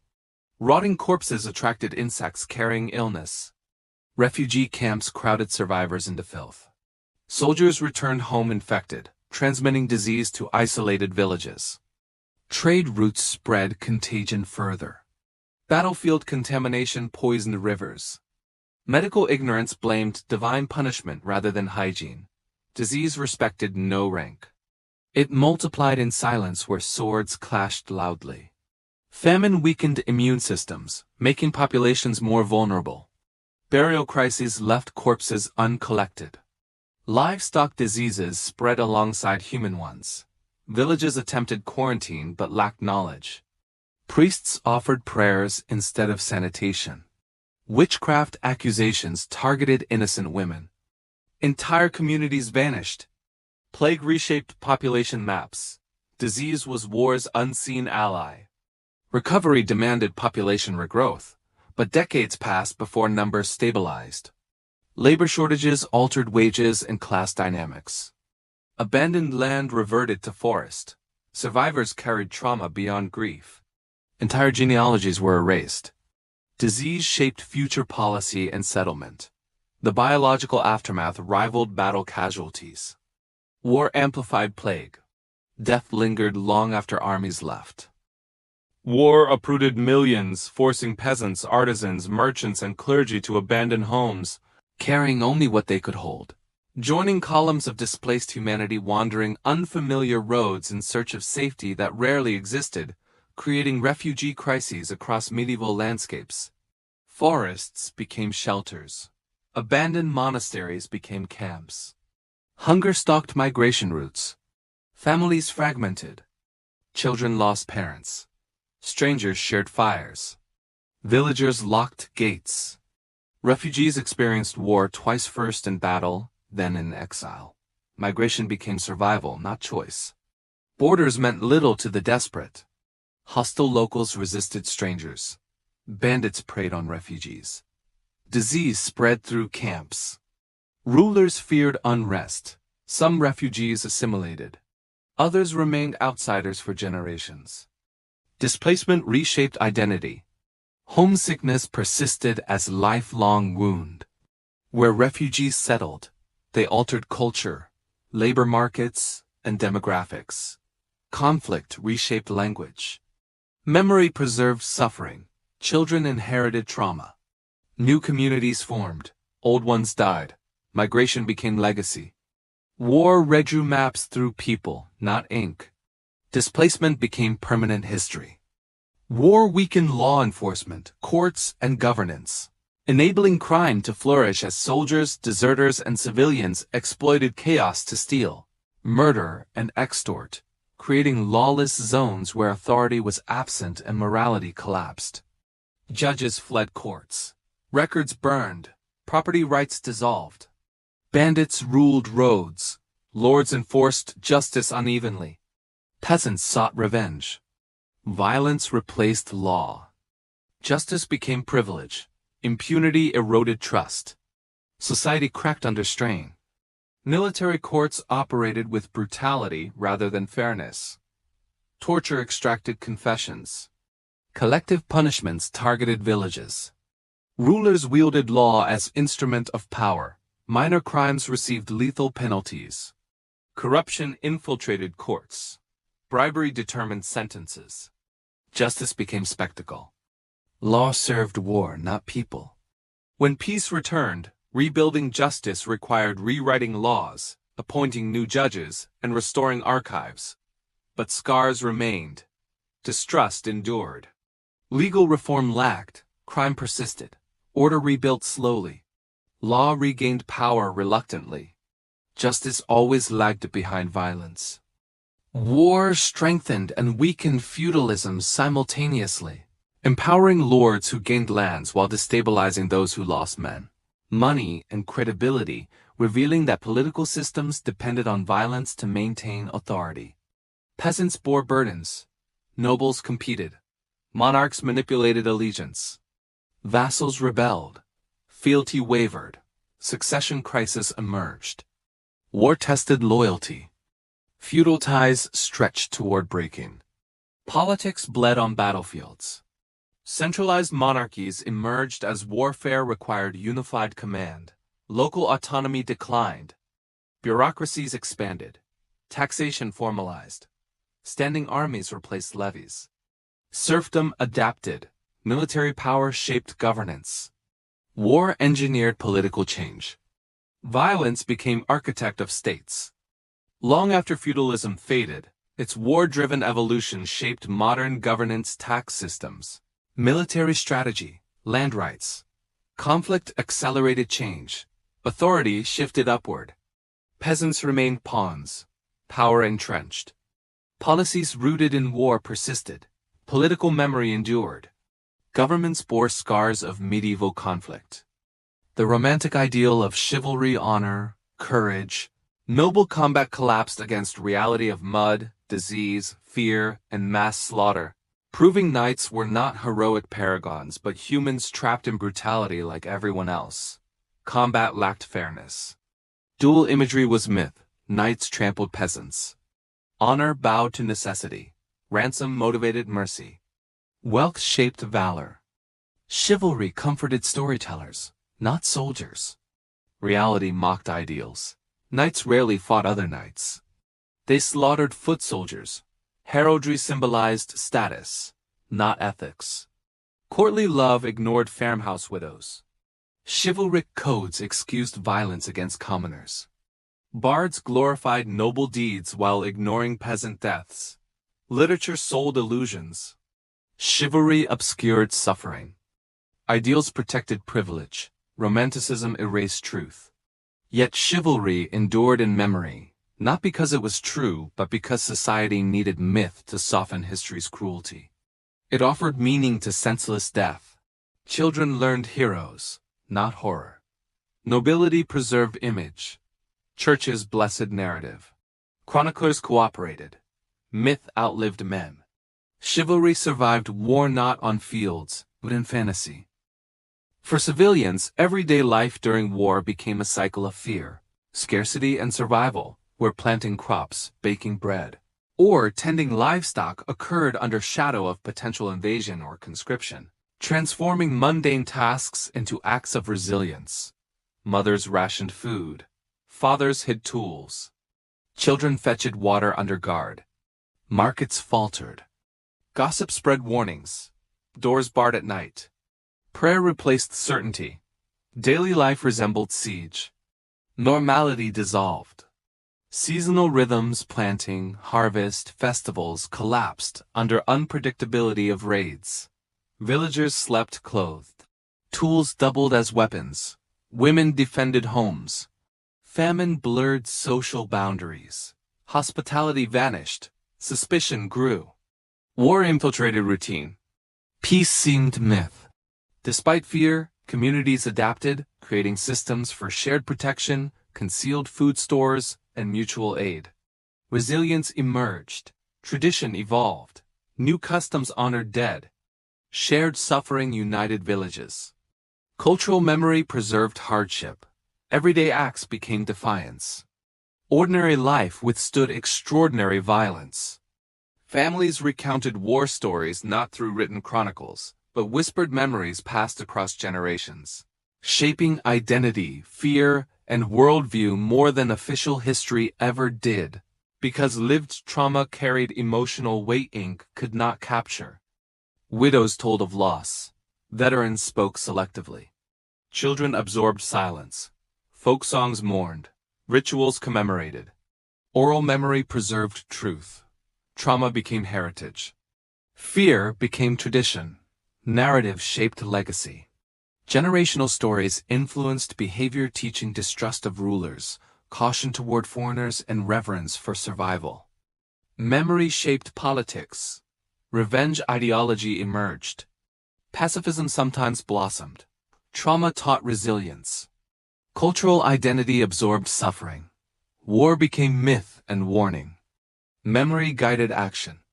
History lived in households. Centuries later, historians reconstruct trauma through archaeology, oral tradition, and fragmented texts, acknowledging what chronicles omitted. Common voices re-emerged. Trauma revealed scale. Empathy replaced glorification. Forgotten victims resurfaced. Memory became justice. War's truth endured beyond archives. Silence finally broke.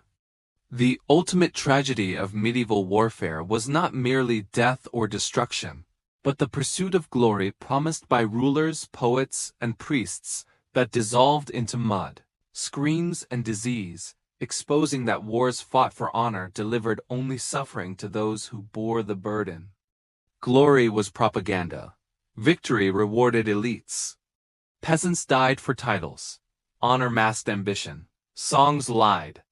Monuments ignored masses. Glory was shadow, not substance. War revealed emptiness. Ambition cost humanity. Celebrations in castles contrasted with widows in cottages. Parades replaced mourning. Chroniclers praised kings. History memorialized triumph. Defeat erased common names. Success required sacrifice. Suffering exceeded reward. Glory benefited few. Cost consumed many. The greatest lesson of medieval warfare was its futility. Conflicts rarely achieved lasting peace, justice, or prosperity. Generations paid debts of ambition. Fields bore scars. Memory bore grief. Victory faded. Loss endured. Glory failed. Humanity paid. As centuries passed, the consequences of medieval warfare continued to ripple outward, shaping political borders, economic systems, social hierarchies, and cultural identities long after swords were sheathed and battlefields forgotten, proving that conflict did not end when treaties were signed, but lived on in the institutions that replaced armies. Monarchies, strengthened through taxation and conscription, evolved into centralized states, guided by lessons learned from chaotic campaigns and fragmented command.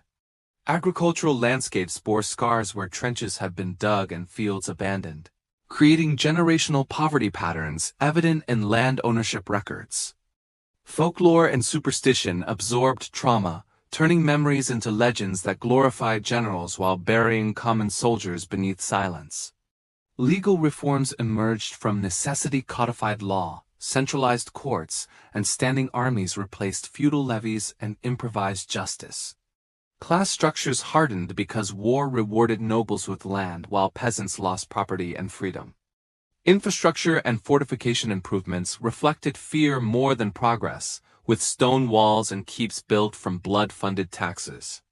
Trade routes shifted towards safer regions, creating new centers of power and leaving former strongholds to decay. Collective trauma influenced literature, religion, and education, embedding caution and resignation in national identity. The legacy of war became invisible architecture every institution built atop sacrifice. Historians centuries later attempted to reconstruct this era through chronicles, archaeology and surviving manuscripts only to realize that official records told stories of kings while omitting the lived experience of common soldiers, peasants, and refugees whose voices were rarely documented. Bones unearthed revealed malnutrition, violence, and disease. Weapons found bore cracks and dents unseen in heroic art. Settlements excavated showed abandonment and decline. Cathedrals built with war wealth testified to contradiction, the devotion built from destruction. Scholars recognized bias, acknowledging that narratives of glory concealed exploitation. Modern understanding reframed medieval war as human tragedy rather than noble enterprise. The absence of common testimony became evidence of systemic erasure. History's reconstruction demanded empathy for those forgotten. Societies today still inherit lessons from medieval warfare: nationalism, propaganda, conscription, logistics, and military hierarchy trace roots to ancient conflicts. Modern law of war exists because past wars lacked restraint. Public memory debates heroism versus horror. Peace movements emerged from trauma's recognition. Historical reflection demands acknowledging victims, not just victors. The past warns the present. Violence is not destiny. Memory challenges myth. Legacy forces accountability. In the end, the greatest truth of medieval warfare is not heroic sacrifice or noble ideals, but the overwhelming suffering endured by ordinary people forced into battle, ravaged by disease, exploited by rulers, and forgotten by history, revealing that war served ambition rather than humanity's welfare. No knight's oath could cleanse mud from wounds or terror from minds. No poet's song could replace lost fathers or rebuild burned villages. Glory faded faster than infection spread. Victory rarely brought peace. It simply reconfigured power. The real cost was borne by peasants whose names never appeared in chronicles. Their courage was silent, their fear unrecorded, their pain dismissed. The battlefield was not a stage for honor, but a factory for grief. When the banners fell, the suffering remained. War's truth is measured not in triumph, but in tragedy. If history teaches anything, it is that violence solves little and destroys much. Rulers start wars, but ordinary people pay. The myths of chivalry crumble when confronted with starvation, plague, and forced levy. The lessons lie in avoiding repetition, not celebrating conquest. Peace requires empathy, justice, and memory, values absent on medieval fields. Acknowledging the forgotten honors them more than statues of kings. Human resilience carried survivors forward, but resilience is not justification for suffering. The moral is not to romanticize past wars, but to recognize their human cost. Progress demands honesty. Remembrance prevents repetition. So, as we close this long journey through medieval reality, we do not glorify war, we expose it. We honor not the conquerors, but the countless unnamed who endured hunger, disease, fear, and loss.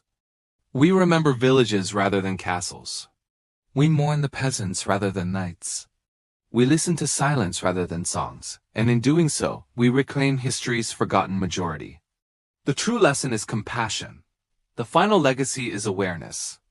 And the only victory worth pursuing is peace. If this documentary opened your eyes, subscribe and tell us which forgotten chapter of history we should uncover next.